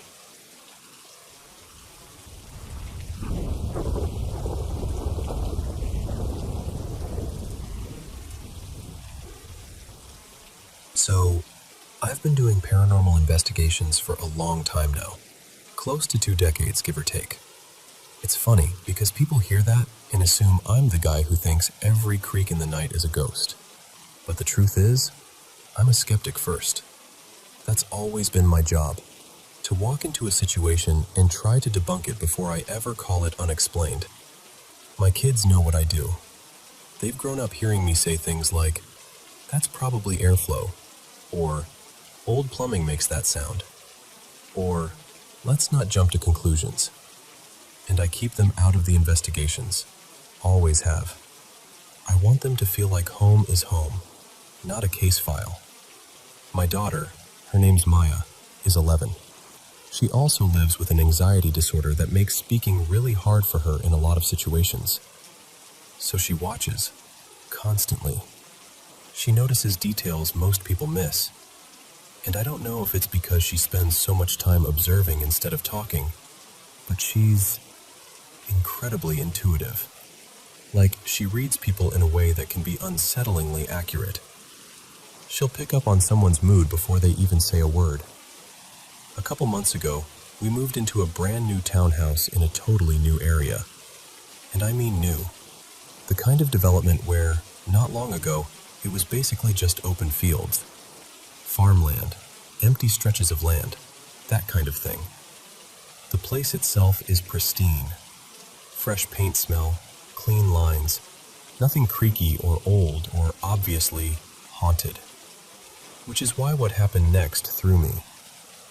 A few weeks after we moved in, Maya came to me, quietly, like she didn't even want to make it a big deal, and she told me she'd seen someone in her room at night. She said there was a tall, thin person standing over her bed, just watching her while she slept. At first, she thought it might have been her older brother, Ethan, who's 19, because it was the right height, the right shape for a person. But then she realized it wasn't him. She said it didn't have features, no face, no eyes, nothing. Just a figure made of shadow, like darkness had somehow pulled itself into a human outline. She told me she froze, like her whole body went cold and heavy. She squeezed her eyes shut, and when she finally worked up the courage to open them again, it was gone. Now, normally, I'd go straight to the obvious explanations. Sleep paralysis, hypnopompic hallucination, that weird half-awake space where your brain is still dreaming, but your eyes are open. And that's exactly what I told her, gently, not dismissive. I said, it might have been a dream that leaked into waking. But she wasn't convinced. She didn't argue. She just looked at me like, no, I know what I saw. And we kind of left it there. Then, about a week ago, she told me it happened again. This time, it wasn't hovering over her bed. She said she woke up in the middle of the night, wide awake, because she couldn't fall back asleep. And as she lay there, staring toward her bedroom door, she noticed something standing just outside it. Again, shadow, no features. But she said what scared her more than the shape was the feeling, this heavy, unmistakable sensation that it was aware of her, that it was watching. And here's the part that made my stomach drop. She said this one looked wrong, like the head was too big, enlarged. Not comically big, just enough to feel unnatural, like it didn't belong on the body. Like someone took a normal silhouette and stretched it in the worst possible way. And she told me, very clearly, I wasn't dreaming. I was awake. Here's the thing about Maya. She doesn't lie, and she doesn't like attention. She's not the kind of kid who would spin a scary story just to get people hovering around her. If anything, she'd rather people forget she's even in the room. So when she tells me something like this, I don't brush it off. I believe she's experiencing something. I just can't figure out what. So while the kids were away for a few days, I did what I never wanted to do in my own home. I brought my team in. Kept it low-key, minimal gear, just enough to see if there was anything obvious we could rule out or confirm. And we didn't get the kind of evidence people hope for. No dramatic voices on command, no slamming doors, nothing like that. But we also couldn't cleanly debunk it. We did catch a couple mild temperature oddities on the FLIR, little pockets of cooler air that moved in a way that didn't fully match vents or drafts, but nothing strong enough that I can point to it and say, that's it, that explains everything. It was more like a quiet shrug from the house. I still haven't reviewed all the audio yet, and honestly, part of me is dragging my feet because I know how this goes. 99% of the time, it's nothing, and the other 1%? It changes the way you feel walking down your own hallway in the dark. Now I'm stuck in this uncomfortable middle space, because the practical part of my brain says, new place, new stress, weird sleep, anxiety, shadows in a hallway, your mind filling in gaps. But the parent part of me, the part that's seen enough strange things to not laugh too quickly, keeps circling back to the same question. Why does my daughter describe it the same way every time? Tall, thin, made of shadow, watching. And then that second detail, the one with the head that didn't fit right. So yeah, I'm trying to figure out if anyone else has heard descriptions like that. Shadow figures that present as tall and narrow, or tall with something off about the head shape. Normally, I'd be tempted to wire the place up with trail cams and audio recorders and just let it run. But I won't do that while my kids are here. I refuse to turn their home into an investigation set, especially when Maya already feels on edge. So right now, I'm looking for ideas that are quieter, less invasive. Things I can do that don't make my kids feel like they're living inside one of my cases. And I'll be honest with you, more than anything, I just want Maya to feel safe in her room again. Because whether this is paranormal, psychological, or something we haven't named yet, the fear she felt was real. And that's the part I can't ignore.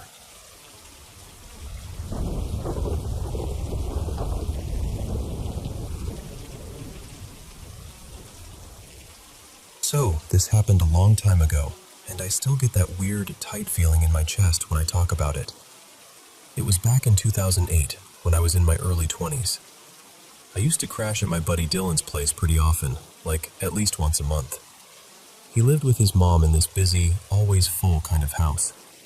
You know the type. Siblings, cousins, kids running in and out, somebody always cooking something, somebody always sleeping somewhere they didn't plan to. They'd even expanded the house over time. The garage had been converted into a little living space, and they'd added a hallway with a few newer bedrooms on the side, basically to make room for how much family was under that one roof. I was close with all of them, so it never felt like I was visiting. It felt like I belonged there. One night, Dylan and I were up late playing games. At some point, I passed out on the couch in the front room with the TV still glowing. That room connected to the kitchen, but there was this partial wall between them with doorways on either side, so you couldn't see the whole kitchen from the couch, but you could definitely hear everything. and that's what woke me up. I hear pots and pans clinking in the kitchen, like someone's digging around, maybe trying to be quiet, but not really succeeding. My first thought was, one of the kids is up getting a snack. Totally normal for that house. So I just lay there, half awake, listening, waiting for it to stop.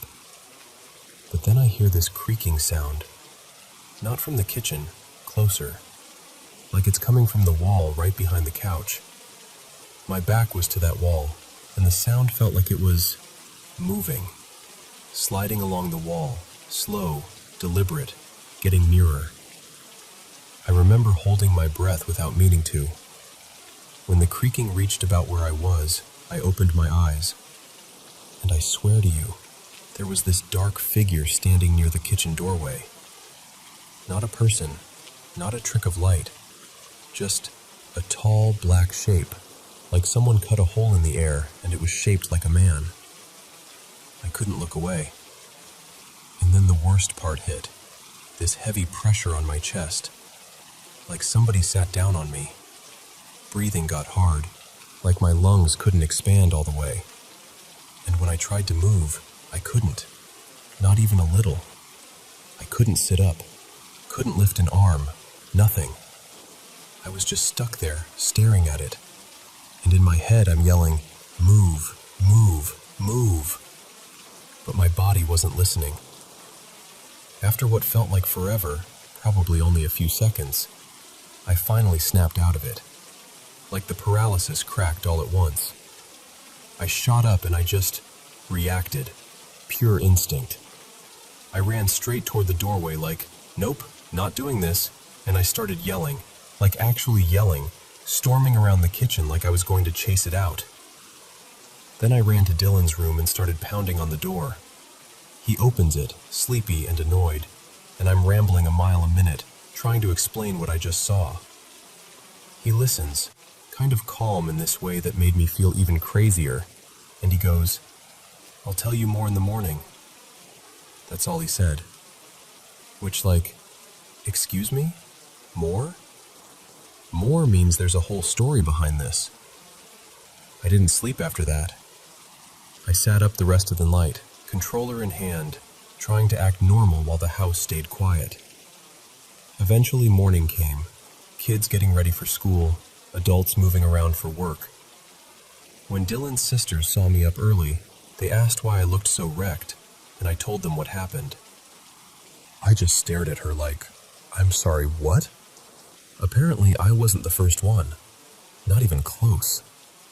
Later, when Dylan finally got up, he told me the family had been seeing things for years. A shadowy man, sometimes just a shape, sometimes like it was peeking around corners. And also, yeah, a little girl. And then he said something that really stuck with me.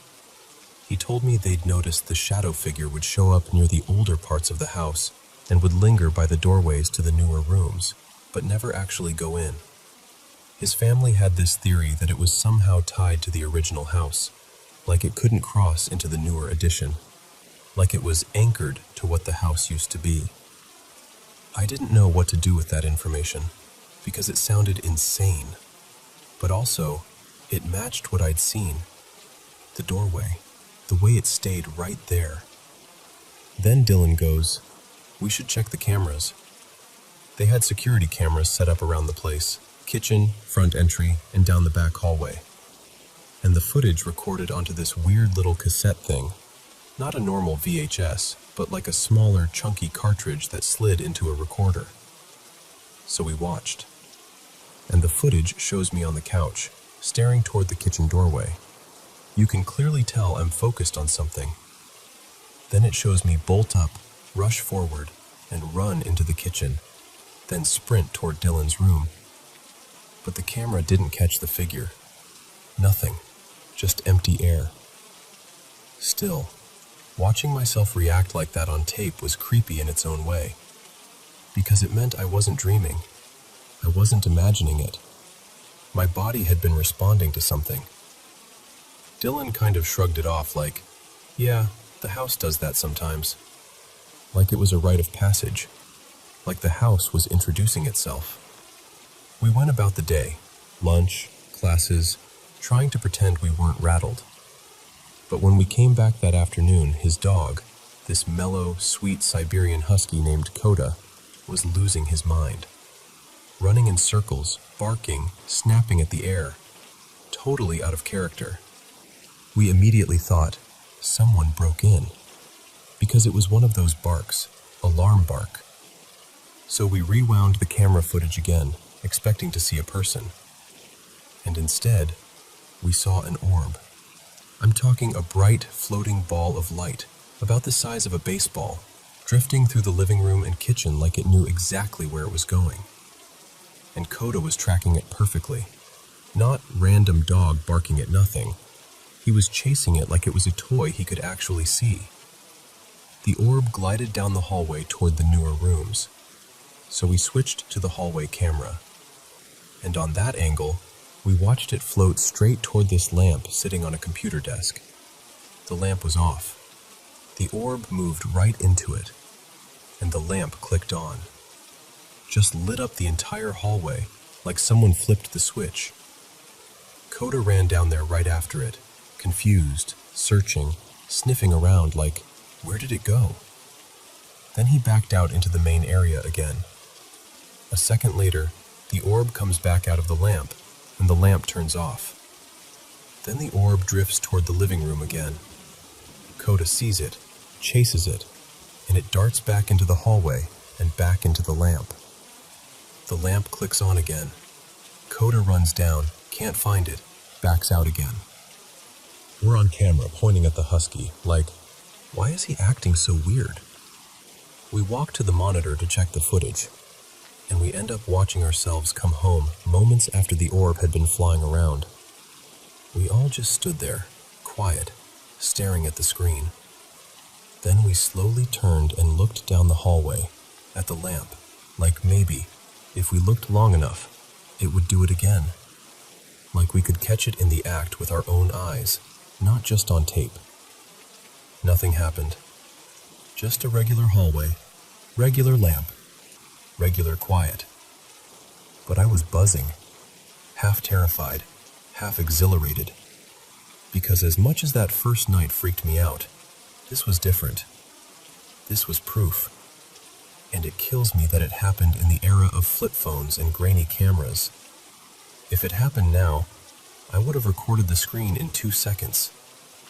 But back then, the best I could have done was take a blurry picture of the lamp off, then on, which would have proven absolutely nothing. So all I've got is the memory of it, and the way 3 grown adults stood in a hallway afterward, staring at a lamp like it had just spoken to us.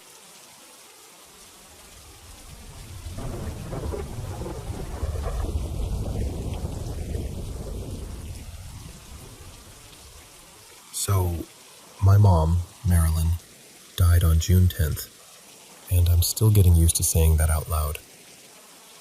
I'm an only child, and she wasn't just my mom. She was my safe place, the person I could tell anything to without feeling judged. She had this way of listening that made you feel like you weren't too much, or dramatic, or silly. You were just you, and she loved you anyway. Honestly, my friends adored her too. She basically collected them. Like, once you came over a couple times, boom, congratulations, you're now one of her kids. She'd feed everyone, fuss over everyone, and somehow make you feel like you belonged. When she passed, it didn't just knock the wind out of me, it hit all of us. At the time, she was living in Tulsa, and I'm up in Wisconsin, so visits weren't as often as either of us wanted. But when we did get together, it was the best. And at night, when things got quiet and we'd finally settle in, we had this little ritual. We'd put on the Great British Baking Show and just melt into the couch. I was the one who got her hooked, and then she got really hooked. Like rewatching seasons, picking favorite bakers, laughing at the same jokes like they were new every time. It was our comfort show. The night she died, I knew I couldn't get down there right away. I was a mess, ugly crying, snotty tissues, the whole thing. And I didn't know what to do with myself. So I did the only thing I could think of. I turned on the TV and started watching things that reminded me of her. My partner, Evan, sat with me through it all. We watched Bohemian Rhapsody, then Rocky Horror, then the Blues Brothers. Stuff she would have totally been into. Stuff that felt like her energy was still in the room. After that, we just kind of stared at the screen like, okay, now what? Evan suggested Chopped because it's easy background noise and it doesn't demand your whole heart. So I opened Discovery Plus, turned it on, put the remote down on the couch beside me. And I swear to you, maybe 30 seconds go by, not even a full minute, and Netflix pops up on the TV. Just launches, like it decided on its own. I froze, stared at the screen. Then I actually laughed through my tears because it felt so pointed. And I said out loud, "All right, Mom, I get it. We'll watch British baking." So I put it on, and I sat there feeling that weird mix of heartbreak and warmth, like someone had just tucked a blanket over my shoulders. Here's the thing. I've had that TV for years. It has never flipped apps randomly. To get to Netflix, you either have to hit home and scroll over, or press the dedicated Netflix button on the remote.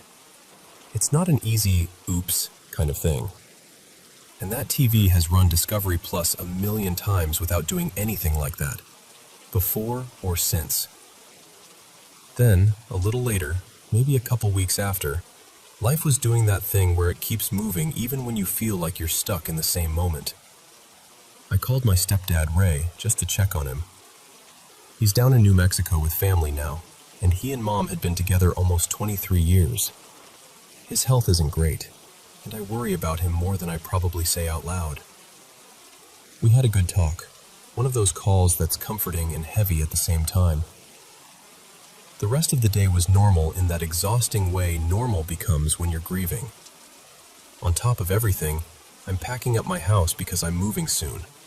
One of those moves that makes you realize you own like 47 random cords and a suspicious number of mugs. I sit down. 30 seconds later, Netflix pops up again. I whipped around so fast I almost knocked my chair over. I looked at Evan, thinking maybe he hit the button as a joke. But he's dead asleep, snoring like he's auditioning for a lumberjack competition. The remote is untouched on the table. No one moved. Nothing bumped it. The dog is laying there being innocent and thumbless. And I just stared at the screen and said, Okay, Mom, we'll watch our show." So I put on the Great British Baking Show again, and I felt it. That same strange, gentle feeling, like she was close. Like she just wanted to sit with me for a while, the way we used to. Look, I'm not someone who thinks every creak is a ghost. I'm annoyingly logical most of the time. I know dust can look like orbs. I know houses settle, pipes knock, electronics glitch. I know all of that. But twice, only twice in all the years I've had that TV, it switched itself from Discovery Plus to Netflix, right after she died, right when I needed her most, right when our show was the one thing that still felt like us. So I don't know. Maybe it's a freak coincidence. Or maybe it's just my mom checking in, like, "Hey, I'm still here. Put the kettle on. Let's watch baking."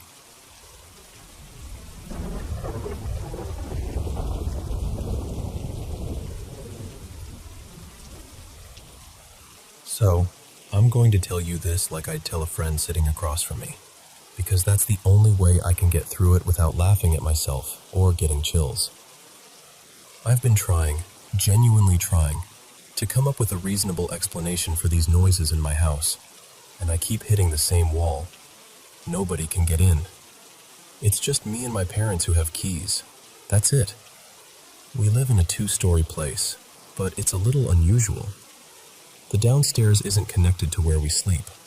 It's basically its own separate unit, like 2 homes stacked on top of each other. My grandpa used to live down there, but he passed away in April, and since then, it's been empty.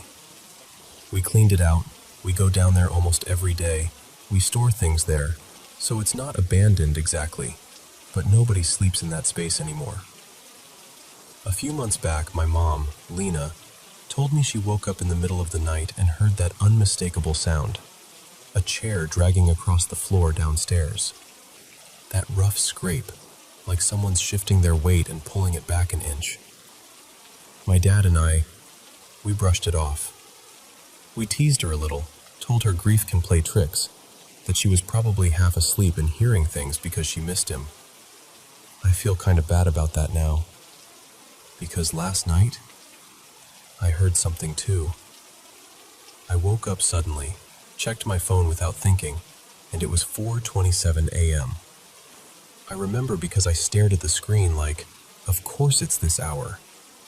And then, a few minutes later, 4:30 exactly, I heard this heavy thud from downstairs. Not a creak, not a settling noise. A thud like a door being shut hard, or something solid being dropped on the floor with intention. And here's the part that makes my stomach tighten. We don't have pets. No cat knocking something over. No dog pacing around. Nothing. And since the downstairs is separate from where we live, it's not like someone could have been sleepwalking and bumped into something. There's a locked outer door, then another locked door. It's very much closed off. Today in the afternoon, I went down there. I did this whole slow walkthrough like I was trying to prove to myself I was being dramatic. I looked at the chairs, the doors, the windows, the furniture. Everything was exactly where it had been the last time I was down there, like the space hadn't been touched. No signs of anyone being inside. No drawers opened, no mess, no broken lock, no feeling of a break-in. So I'm standing in that quiet, clean room and I'm thinking, then what did I hear? And I'm not proud of how this sounds, but I got goosebumps just telling you about it. Because the logical part of me is like, okay, old houses make noise, temperature changes, pipes, building settling. But the other part, the stubborn, scared little part, keeps whispering, what if it's not that? And I hate that I even think that, because I'm not the spirits and signs type. I've always been the skeptical one. I'm basically an atheist. Even if the idea of nothing after death unsettles me sometimes, I still struggle to believe there's anything beyond this. But I've had experiences that mess with that certainty. Not constantly, not like I'm walking around predicting the future. Just enough weird, specific things that stick in my mind and refuse to let go. 2 months later, the neighbors living in the unit below accidentally started a fire. It didn't burn my grandma's place down, but smoke poured up through the building and left parts of her apartment stained and blackened. When my family was talking about it afterward, I was just sitting there, quiet, because I didn't want to be the kid who says, I dreamt that. And then there were dreams that weren't disasters, just eerie. I once dreamt I was talking to my grandpa after he'd died, like we were casually catching up. We were standing on a balcony I didn't recognize. He looked healthy, calm, dressed in this pale, almost glowing outfit, like soft white clothes you'd wear on a warm evening. The whole thing felt gentle, not horror movie creepy. He asked about me, the normal stuff, how I was doing, if I was eating well, if I was okay. And then right before the dream ended, he got more serious and said, we don't have much time. Tell me, did you find someone good to share your life with? And I woke up crying, which shocked me because it had been years. I wasn't actively grieving anymore. But it felt like I'd just spoken to him, like I'd been given 5 minutes and then yanked back into waking life. And it's not only dreams. Sometimes it's little coincidences that pile up until they feel less like coincidence. Like I'll think intensely about an old friend I haven't spoken to in ages, someone I haven't even seen on social media, and then later that day, they'll message me out of nowhere. Or I'll be in the middle of work, distracted, not even waiting for anything, and my mind will suddenly land on my partner, Mara, like a clear bell ringing. And then, minutes later, her text pops up. I've read the explanations.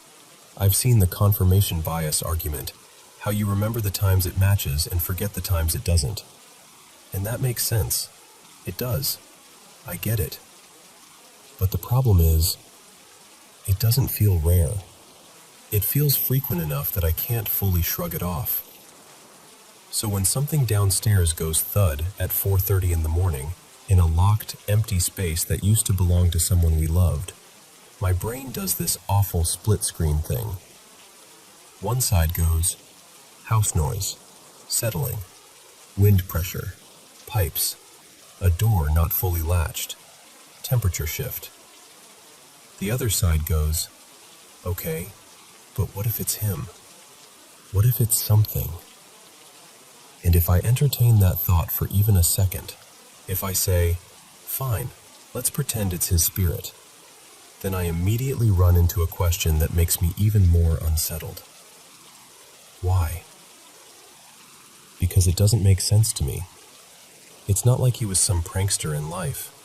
He wasn't dramatic. And the idea of a loved one's spirit spending the night, moving a chair or slamming a door, it feels almost insulting, like turning a real person into a cheap ghost story. And yet, here I am, telling you all of this, because I want an explanation so badly that I'm willing to admit I'm scared. Not because I believe something supernatural is down there, but because I can't prove that it isn't. And I don't know what's worse, the idea that it's something, or the idea that it's nothing, and my own mind is the thing making the house feel haunted.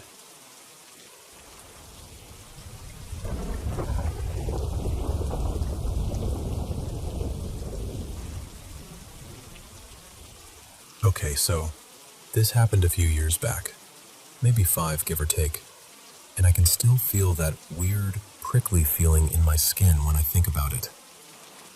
Back then, I was deep into paranormal stuff. Like, not just casually curious, obsessed. I'd watch videos late at night, read forum stories, try to connect dots that probably weren't meant to connect.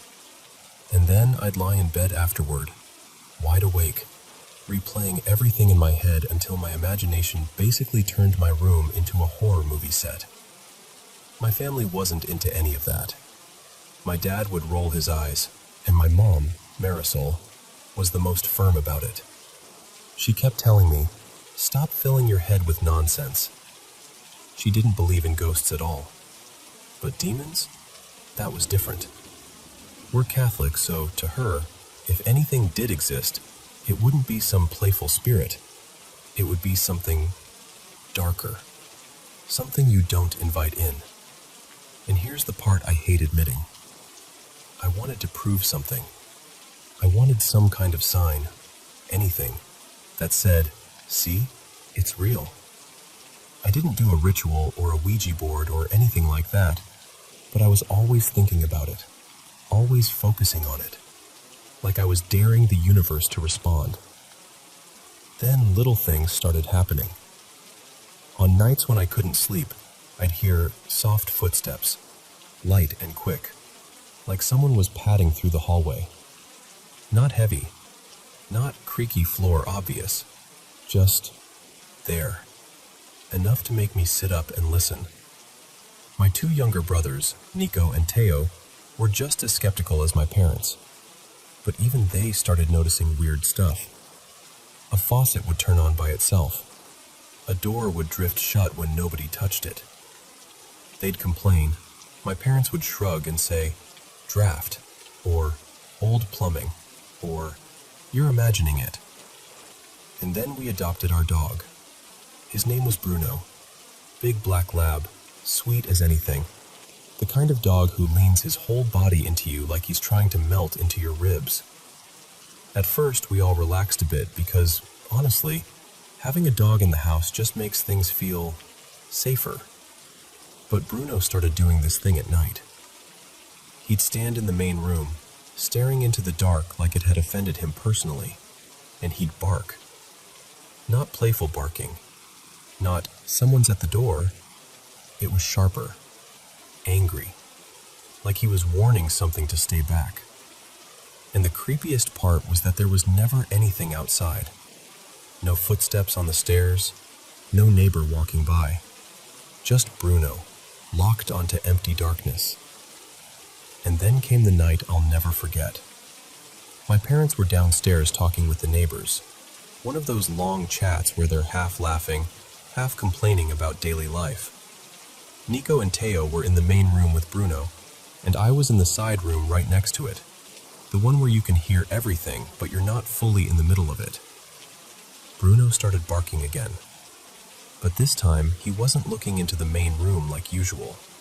He was facing the kitchen doorway, the open space connecting the kitchen to the main room. I remember feeling my stomach drop, like my body sensed something before my brain caught up. And then, this sudden movement. Fast, like a blur at the edge of my vision. I didn't see a full shape, not clearly, but I saw something shift, like air turning into a presence for half a second. And immediately after that, there was a loud, solid bang. Not a tiny noise, not a creak, a real impact. A second later, Bruno and my brothers came running into the side room where I was. Nico looked pale. Teo was talking too fast, and Bruno was whining in this low, upset way I'd never heard from him. They were like, "Did you do that? Did you hear that? What was that?" And then they told me what happened. Bruno wouldn't go near it afterward. He stayed back, stiff-legged, hackles raised, barking at the chair like it was alive. My brothers were swearing they didn't touch it. I believed them, because they looked genuinely scared, and they weren't the type to prank. If anything, they hated my paranormal phase and would have loved to prove me wrong, not feed into it. When my mom called a little later, we told her, and for once, she didn't brush it off. I think Bruno's reaction did it. Seeing an animal refuse to approach something, acting like it's cornered by an invisible threat, it hits different than a kid saying, "I heard a noise." Marisol came up, turned the lights on, said a prayer, blessed the rooms, the whole thing. She didn't yell, but she was serious in that quiet way that makes you behave. Then she sent us all to bed like it was a school night, and she could schedule fear for later. None of us slept normally. My brothers locked their door and stayed awake, whispering. I laid there listening to every tiny sound, wondering if I'd somehow brought something into our home just by obsessing over it, by wanting it too much. After that, the weird events faded. Slowly, then completely, like whatever it was got bored, or got pushed out, or maybe it was never there to begin with, and we all spiraled together. I don't know. I just know that chair moved in a way I still can't explain. Bruno stayed with us for years after, right up until recently. He developed epilepsy this past year and passed away. Nothing mysterious about it, just life being unfair in the regular, heartbreaking way. But I still think about him standing in that dark room, barking at nothing, like he could see what we couldn't. And now that enough time has passed, I can finally talk about it without feeling like I'm inviting it back. Part of me wants to call it a poltergeist, because, a chair sliding across the floor toward a dog? That sounds like textbook, something messing with the environment. But if you think there's another explanation, something spiritual, psychological, anything, tell me. I'm genuinely open. I just don't love the idea that my curiosity might have been the door.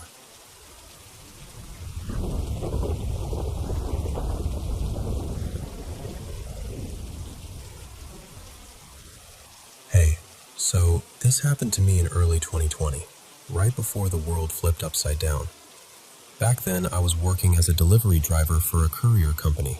Been on the job about a year, and they'd just expanded my route to include the downtown stretch of the city. And look, downtown was downtown. The kind of place where you learn to keep your head on a swivel I grew up not far from there, so it wasn't like I was easily spooked. I'd seen fights, overdoses, people sleeping wherever they could, sirens at all hours, stuff that becomes background noise when you're in it long enough. So that day, I thought it was just another shift. I was moving fast, honestly. I knew my streets, I knew my stops, and I was feeling good on time. Then I got a delivery I hadn't done before. This church on a busy main road. I knew the area too. Lots of tents a few blocks over, lots of people drifting around. That detail matters because it's part of why I did what I did next. I pulled up around maybe 1:45 or 2 in the afternoon, parked the truck, locked it, habit, and grabbed the package. Needed a signature. Simple. And I'm not a church guy. Not really. Long story, but religion was shoved down my throat growing up, and I kind of backed away from it as an adult. Still, work is work. I walked up to the entrance, and the first weird thing was that the huge double doors were wide open. Like, wide open. Not cracked. Not someone just stepped out. Fully open. At first I shrugged it off. I figured maybe they were doing some outreach thing, letting people come in, cool off, grab food, whatever. Churches do that sometimes. Inside, there's this entry area with this massive mirror, floor to ceiling, right in front of me. And beyond it, another set of doors that looked like they led into the main sanctuary. So I do what I always do. I raise my voice and go, "Hello, delivery. I've got a package that needs a signature." Nothing. I call out again. Still nothing. To my left, I spot a little alcove that's clearly bathrooms. To my right is this hallway that's dark. Like, dark. And it bends left at the end. I tell myself, offices are probably back there, so I start down that hallway. And as I'm walking, I keep announcing myself. Not just to be polite, but because you don't want to startle someone, or worse, bump into someone who didn't expect you. I hit the bend, turn left, and the light drops even more. It's not just dim. It feels like the hallway is swallowing sound. I remember getting this faint prickle on my neck, but I tried to laugh it off in my head. It's a church. It's quiet. It's old. Whatever. Then I noticed light leaking from underneath the door ahead, off to the right, like someone left a room lit. I move toward it and push through. And I end up in this little courtyard. Not pretty, not peaceful, just neglected. Dried flowers in sad, dusty planters, dead leaves, cracked stone, that sort of no one's been out here in a long time vibe. Across the courtyard there's another building, and I'm thinking, okay, maybe staff offices are in there. So I walk over and open the door. Pitch black. Not low light. Not my eyes need to adjust. Pitch black. I call out again, "Delivery, anyone here?" and step inside. And the second the door swings shut behind me, it's like the darkness doubles. I can't even see my own hand. So I pull out my phone and turn on the flashlight. Just this small cone of light in a whole room of nothing. Straight ahead, I see what looks like a fire exit sign, and to the left, there's another hallway. I start edging toward the left hallway, still calling out. Quieter now, because I'm not trying to announce myself to someone hiding. And then, bam! A door slams somewhere deeper inside, and then another slam, like a quick, angry punctuation. My whole body tenses, my stomach drops. Every part of me goes, nope. And in that split second, my mind starts running scenarios. Maybe it's a person living in here. Maybe it's someone who doesn't want to be found. Maybe I just walked into something dangerous and now they know where I am. So I back out. I decide, if they want the package, they can come to the front. I am not playing detective in a dark building. I go back through the courtyard and into the original hallway, moving fast but trying not to outright run. And this is the part that still makes my throat tighten when I think about it. As I'm heading back toward the lobby, the feeling changes. It's not just fear anymore. It's grief. Like this heavy wave rolls over me out of nowhere. My arms feel weighed down. My chest feels tight. And it honestly felt, this sounds dramatic, but it's the closest description I have. Like something put its hands on my shoulders. Not in a grab way, more like a pressure, like being pressed down. I remember thinking, why do I feel like I'm walking through mud? Like the air turned thick, like each step took effort. And the dread, this deep, hopeless dread, just poured in, like it belonged there and I didn't. And then, nothing. No fade to black. No, I passed out memory. Just a blank cut in the film. The next thing I remember, I'm sitting in my truck. Not outside the church. I'm parked in some random neighborhood about half a mile away. The package is sitting on the passenger seat like it never left my hands. I'm drenched in sweat. And I'm crying. Like full-on, can't catch my breath crying. And I'm not a crier. I'm just not. But in that moment, I felt absolutely wrecked. Like everything was pointless. Like I'd been hollowed out. The kind of sadness that doesn't even have a reason. It's just there, swallowing everything. So I grab my phone with shaking hands and check the time. It's close to 3. And I realize I'm missing almost an hour. An hour I cannot explain. I don't remember walking back out. I don't remember getting into the truck. I don't remember turning the key, pulling away, driving through streets, stopping where I stopped. Nothing. Just this jump from dread-filled hallway to me sobbing in the driver's seat somewhere else. I called my girlfriend. Her name's Marissa. And then I called my best friend, Theo, because I didn't know what else to do. I needed to hear a voice. I needed someone to tell me I was real and I wasn't losing my mind. And to this day, I won't go back inside that church. I don't care what job I'm doing or who gets annoyed. I'll leave the package at the door. I'll call dispatch. I'll take the write-up. Whatever. Something about that place felt wrong in a way I can't neatly explain. Even after I moved away, I still think about it more than I want to. Like some part of me is still trying to fill in that missing hour. I've had other weird moments in my life. Stuff that freaked me out, sure. But those had edges you could grab. Stress, exhaustion, coincidence, whatever. This one doesn't. I still don't understand how I ended up back in my truck, drove away, and lost time, without remembering a single second of it. And I guess what I've always wondered is, have you ever heard of something like that happening? Like true time loss? Because I'm telling you, whatever that was, it left a mark.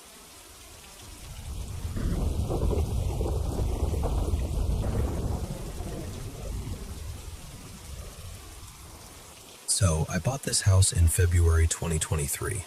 Brand new build, shiny everything. I'm the very first person to live here.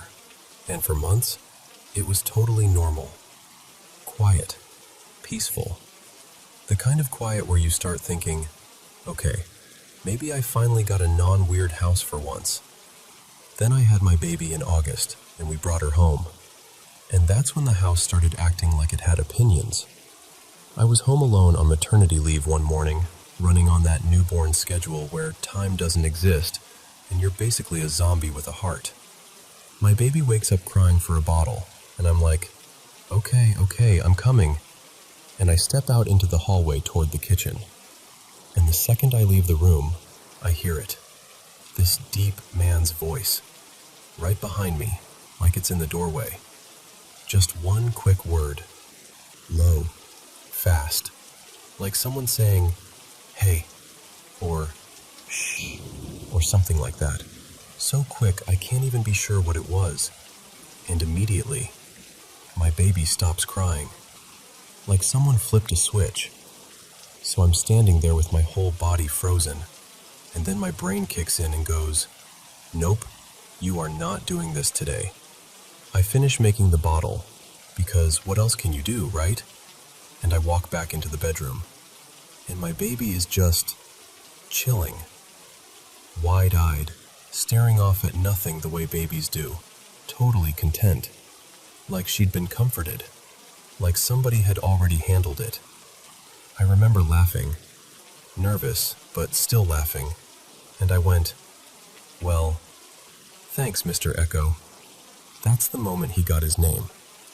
Now, I should say, I don't spook easily. I grew up with weird stuff. I've lived in places where you just sort of accept that the house is occupied. But my fiancé, his name is Dylan. Dylan is not built for this. Dylan is the type of person who hears a creak and starts mentally drafting his goodbye letter. So when things started happening more, it hit him way harder. We had this baby swing in the living room, one of those motorized ones with different speeds. And one night Dylan's in the kitchen, feeding the dogs, and I'm in the other room. The swing hasn't been used in days, like it's fully off. We're not touching it. And suddenly, it clicks on by itself. Not blasting full speed or anything, just the lowest setting, but it starts moving. That slow, gentle rocking like it's soothing someone. Dylan comes into the room with that look like he just saw a UFO land on the coffee table. He's like, "Did you do that?" And I'm like, "Nope." And he goes, "The swing was off." And I'm trying not to make it worse, but at the same time I'm thinking, of course it was off. Mr. Echo knows how switches work. Then there was the baby monitor. We bought this fancy motion sense monitor for the nursery, but the baby wasn't even sleeping in there yet. She was still in a bassinet in our room.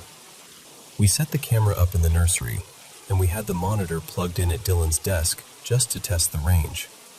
One day I walk by and notice the monitor is completely unplugged. Like, not just turned off, unplugged from the wall. So I ask Dylan, "Why'd you unplug it?" And he doesn't even hesitate. He just goes, "Because the screen kept turning on, by itself, like it was detecting motion, and there was nothing in there." Then he looks at me dead serious and goes, "I told him, 'Not today, Mr. Echo,' and I unplugged it." That's when we started realizing, whatever this was, it was locked in on the baby. Like the nursery was his favorite room in the entire house. A few weeks later, Dylan's parents come to visit. His dad, Mark, and his stepmom stay in the guest room, which is right next to the nursery. The next morning, we're all sitting on the couch, doing that sleepy morning small talk, and Mark goes, "So, how'd you guys sleep?" And I'm like, "Fine, honestly." And he kind of squints at us and goes, "Really? Because I heard you two in and out of the nursery all night." Me and Dylan just stare at each other. I'm like, "What do you mean?" And Mark gets very serious, like not joking, not playful, just certain. He says, "I heard footsteps walk from your room toward the nursery. I heard the door open and close. I heard someone moving things around in there, and then it would stop. And then it happened again, at least 3 times. I swear the room got colder just from him saying it out loud." And Dylan goes, "That wasn't us." And Mark kind of laughs like we're messing with him, and I'm like, "No, I'm serious. That genuinely wasn't us." And Mark's face changes, like the realization lands. Like, oh, they're not denying it because they're embarrassed. They're denying it because it wasn't them. So I just sort of sighed and said, as gently as I could, "Yeah, I think you met Mr. Echo." And nobody really knew what to say after that. Because what do you say?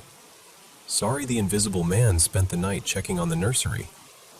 I've got more, honestly, a lot more, but that's the core of it. The house was normal until the baby came home. And ever since then, it's like something in here has been hovering close, watching, wandering, occasionally reminding us, "Hey, I'm still around. The activity has slowed down in the last couple months, but every once in a while, something small happens, and I'll catch myself whispering, half amused, half serious, "All right, Mr. Echo, I see you."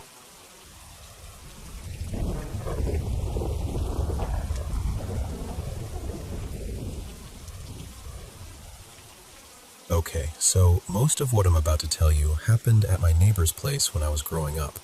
And if you're into creepy stories, yeah, this one still gives me that tight feeling in my chest when I think about it. So, picture this. I'm about 15 or 16. Our neighbor, let's call her Marianne, had this huge, old, century house, the kind with heavy doors, tall ceilings, and hallways that feel a little too quiet at night. Marianne was going out of town for about 2 weeks on a work trip, and she asked if my sister and I could stay there to keep an eye on the place and her pets. My sister, I'll call her Jules, and I were super close with Marianne. We loved her little animals, too. This time, she had a sweet older cat and this goofy, protective mutt who followed you around like a shadow. So we were like, yeah, of course. Jules took the main bedroom upstairs. I stayed in the second bedroom, still upstairs, but mine was the one connected to this small attic door, like an actual little door in the wall. And listen, Jules and I were those teenagers. We loved creepy stuff. We'd binge paranormal shows, dare each other to stand in dark hallways, all of it. Sometimes we'd crack that attic door open a little and joke about going in. We never did, and honestly, thank God. One night, Jules stayed over at a friend's house, so it was just me at Marianne's. I'm on the couch in the living room with both pets curled up near me, just watching TV and trying to enjoy the quiet. Marianne had this alarm system that did a little beep whenever any outside door opened. Not the full blaring alarm, just a warning chirp. And out of nowhere, I hear it. Beep. I barely reacted at first because I figured it was Jules coming back, or maybe my mom stopping by to check on me. So I just waited. A minute passes. Nothing. No footsteps. No voice. No door shutting. Nothing. I call out, "Jules?" And there's no answer. So I text my mom like, "Was that you?" And she replies almost immediately like, "We're not home." That's when my stomach actually dropped because I realized that beep could have been the front door. And the front door was basically just on the other side of the wall from where I was sitting. I tried to talk myself down. Like, maybe the door wasn't latched. Maybe the wind caught it. Old house stuff. So I turn the TV up a little and pretend I'm fine. But about half an hour later, I start hearing footsteps upstairs. Not like a little creak. Not like old house settling. Actual pacing. Back and forth. Back and forth. Like someone walking across a room, turning, walking back. And I look left, dog is right there. I look right, cat is still next to me. So it's not them. I turn the TV down and just sit there, listening, frozen. It went on long enough that it stopped feeling like my imagination. It felt deliberate, like whoever or whatever was up there was making sure I knew it. I called Jules and basically begged her to come back and sleep over. And she did. I don't even think she questioned it. She could tell I wasn't being dramatic. The next afternoon, I went back after school. First thing I notice, the basement door is slightly open. Now, that's already weird because Marianne always kept it shut. But I told myself maybe I did it without thinking. I closed it, tried to shake it off, and started cleaning up the dining room. I moved the chairs out, planning to sweep under the table. Then I remembered the broom was upstairs. I ran up, grabbed it, like super quick, and came back down. And when I got back to the dining room, one of the dining chairs was pushed right into the stairway opening, like it had been shoved there to block me from going back up. Again, I tried to be brave. I pushed it away like, whatever. I started sweeping, and then I felt something behind me. I don't know how else to describe it, like a sudden rush of presence, like someone stepped close enough that you can feel the air change. My whole body went cold. I dropped the broom without even thinking and ran straight out of that house, across the yard, to my parents' place like my life depended on it. After that, the rest of the 2 weeks was just constant little things. Doors that were closed being open. Lights being on when we knew we'd turned them off. Objects shifting places in ways that made you question your memory even when you knew you weren't wrong. And then Marianne came home. She paid us, thanked us, and then, almost casually, asked, "So, did anything strange happen while you were there?" I told her everything. The beep, the footsteps, the chair, the feeling behind me. And she kind of laughed, like this uncomfortable, resigned laugh, and goes, "Yeah, that happens a lot. I didn't want to tell you girls beforehand because I was worried you wouldn't stay." Then she added, "And you were sleeping in the worst room. The second bedroom, the one with the attic door." I mentioned the basement door being open, and I swear, her whole mood changed, like her face actually tightened. She said very quietly something like, "That's the one place I don't mess with, ever. It scares me too much." After those 2 weeks, I avoided that house for a long time. Years, honestly. Which is wild because after I graduated and moved out, Marianne offered me a room there for cheap. I was older. I needed somewhere to stay, and I thought, maybe it'll be different now. Maybe it was all teenage nerves. So I said yes. This time, she put me in what she called the music room. There used to be a piano in there, like an old upright that came with the house. She moved it out to the garage so I'd have room for my stuff. The first few nights, I felt that same wrongness, like the air in the house had weight to it. And I kept telling myself I was biased because of what happened when I was younger.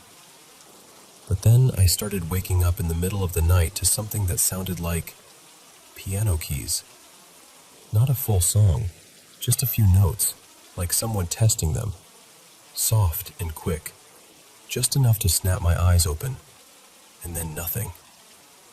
A couple weeks later, I adopted a cat. Her name was Miso, and she's still my sweet girl to this day. And I swear, that cat would stare at corners like she was tracking something moving that I couldn't see. Sometimes she'd meow, low and annoyed, like she was warning someone off. Sometimes she'd paw at empty air. I know cats can be weird. I do. But this was different. It was like she was reacting to company. Marianne still owned the house then, but she was hardly ever there, always on trips, sometimes staying at her mom's place. She didn't even keep her pets there anymore at that point. That's part of why she wanted me living there, so the house wasn't sitting empty all the time. But being there alone at night, I heard so much. Sounds from the main bedroom when no one was up there. Movement in the kitchen when I was the only person home. And the kitchen had this setup that felt like it belonged in a horror movie. The basement door was right near the fridge, but it was partially blocked by this big appliance, so you couldn't really use it unless you moved things around. One night, I'm standing at the pantry, looking for something, and the pantry door had this glossy reflection. And in that reflection, I saw the basement door, open just a crack. Just a sliver. I turned around so fast I almost tripped, slammed it shut, locked it, and went straight to my room. No investigating, no curiosity, just nope. Marianne and I talked about the weirdness a few times, but she never went into deep detail, almost like she didn't want to say it out loud. My mom later told me Marianne had admitted a few things to her and seemed genuinely scared. And my mom warned me not to press Marianne about it. And there's one more moment. This was years before I moved in, that I still can't explain. I was outside in our yard on a hot summer day, sitting near this old sandbox. and I saw Marianne out of the corner of my eye, down at her driveway, dragging her garbage cans up toward her garage. You know that sound, wheels rattling over gravel. It's unmistakable. I heard it stop near the garage, and I looked up to wave, and no one was there. The driveway was empty. I figured maybe she went inside. But later, when I came in, my mom said, "Marianne's going to be home late. Can you bring her trash cans up for her?" I swear my whole body went numb. I told my mom, "I just watched her do it." My mom blamed the heat, said I probably imagined it. But I didn't. And one last thing that always felt eerie to me. Marianne tried to sell that house constantly. A family would buy it, and then move out weirdly fast, over and over. And it wasn't even overpriced, especially for how big it was and how decent the neighborhood was. Looking back now, I honestly think the house just had this heavy aura, like it didn't want people there, like it pushed them out. Eventually, she did sell it again, and the people living there now have stayed the longest out of anyone. And I don't know if that means whatever was there finally calmed down, or if it just learned to be quieter.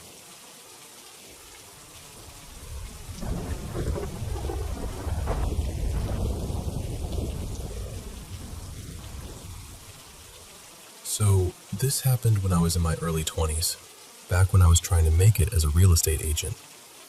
I was brand new, still figuring out where the extra lockboxes are kept new, so I didn't even have my own listing yet. My office used to do these big open house weekends where everyone hosted on the same day, and since I didn't have a house of my own to show, another agent tossed me one "Here, go sit in this place and look professional." Her name was Marissa, I'm pretty sure. Nice enough, but definitely the type who'd casually hand you something cursed and call it a great opportunity. Anyway, I pull up to this house and it's honestly gorgeous, in that old money, slightly too quiet way. Massive. You could lose a person in here massive. And behind it, a little storm cellar door half hidden by overgrown shrubs, like something out of an old movie. That alone should have been my sign. Inside, the layout was weird. The house had two main sides, almost like two wings. One wing had a row of bedrooms and a bathroom. Normal, bright, totally fine. But the other wing, that side held the dining room, laundry area, and a couple other rooms. And the vibe was just off. Not needs new paint off. More like, you're not supposed to linger here off. The dining room in particular felt darker than it should have, even with the curtains open. It had this heavy, stale quiet to it, like the air was holding its breath. I'm not the kind of person who's usually like, "Ooh, spooky house," but I kept getting these little chills up my spine, like my body was reacting before my brain could talk me out of it. At first, a few groups came through. Polite, quick, not interested. One couple stepped into the dining room, looked around for maybe 5 seconds, and the woman literally said, "Nope," and walked back out like she forgot something in the car. After that, nothing. It got dead. Like an hour and a half of nobody dead. So I'm wandering around, pretending I'm checking the property, but really I'm just bored and trying not to stare at the dining room doorway like it's staring back. And that's when I noticed this basement door tucked away in the laundry room on the creepy side. It was kind of hidden, like the house didn't want you thinking about it. And because I'm an idiot with too much confidence and not enough experience, I'm like, well, might as well. I open it and head down. And immediately, the basement feels like the house all over again. Same weird split, like a central area with 2 directions you could go. And the lighting down there was ridiculous. There were switches everywhere, like 10 of them, but only 2 actually worked. And even those only lit up the little entry area at the bottom of the stairs. The rest stayed swallowed in darkness. So I pull out my phone and click on the flashlight, trying to act like this is totally normal and I'm not basically exploring a horror movie basement alone. And then, I turn slightly, and there is a man right behind me. Like, close. Not, oh, he's down the hall close. I mean, right there, in my personal space, as if he'd been standing there the whole time. He looked about mid-70s, maybe older. Neatly dressed, polo shirt tucked in, pressed slacks, clean shoes. He had that calm, retired guy energy, like he was on his way to play golf or judge a pie contest. And my brain just short-circuited. I'm standing there frozen, phone flashlight trembling like a tiny, terrified lighthouse, and the man looks around like he's just casually browsing. Then he goes, in this totally casual voice, "Nice place. But you know, there could be ghosts down here." And I swear to you, it was like he said the exact thought that had been sitting in my chest. So I do what any painfully awkward young professional does when confronted with a possible paranormal encounter. I try to laugh like it's a normal comment someone makes during an open house. I go, "Yeah, maybe, but nothing to worry about." And he just gives this tiny little nod, like, sure. Then he turns around and walks up the stairs. That's it.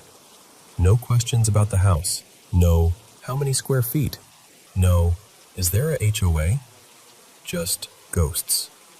And gone. I stood there for a second, trying to breathe and convince myself I didn't just hallucinate an elderly man in a pressed polo. Then I turned off the basement lights, because I don't know why, it felt wrong to leave them on, and I followed him up. And the second I hit the laundry room, I expected to see him in the kitchen or wandering toward the living room, like maybe he wanted a tour. But he wasn't there. So I walk through the creepy wing. Nothing. I check the dining room, the hall, the other wing with the bedrooms. Nothing. I go out the front door and look down the driveway, which was long enough that you'd notice someone walking away. No one. It was like he stepped out of reality the moment he reached the top of the stairs. At that point, my skin is buzzing. I'm doing that thing where you're trying to act normal, but your heart is going, nope, nope, nope. And all I can think is, how did he even find the basement that fast? And how did he leave that fast? And why did he only say that? So I made an executive decision. I'm closing early. I did one last sweep, like I made absolutely sure I wasn't about to lock an actual human being inside the house. Then I locked up and got out of there. I remember walking to my car and feeling this huge wave of relief, like the house had finally let me go. To this day, I still don't know what that was. Maybe it was a neighbor messing with the new agent. Maybe there was some side entrance to the basement I didn't notice. Maybe the guy moved faster than I thought, and I was just panicking. Or maybe, genuinely, it was something else. What messes with me the most is that I never explored the rest of that basement. Not even a little. I didn't go down the dark wing. I didn't investigate. I didn't try to be brave. I just left. And I've never felt that exact kind of eerie heaviness in a building again. And I still laugh thinking about it, because if it was a ghost, is that really how you haunt someone? By politely suggesting there might be ghosts? I don't know, man. But whatever it was, it worked.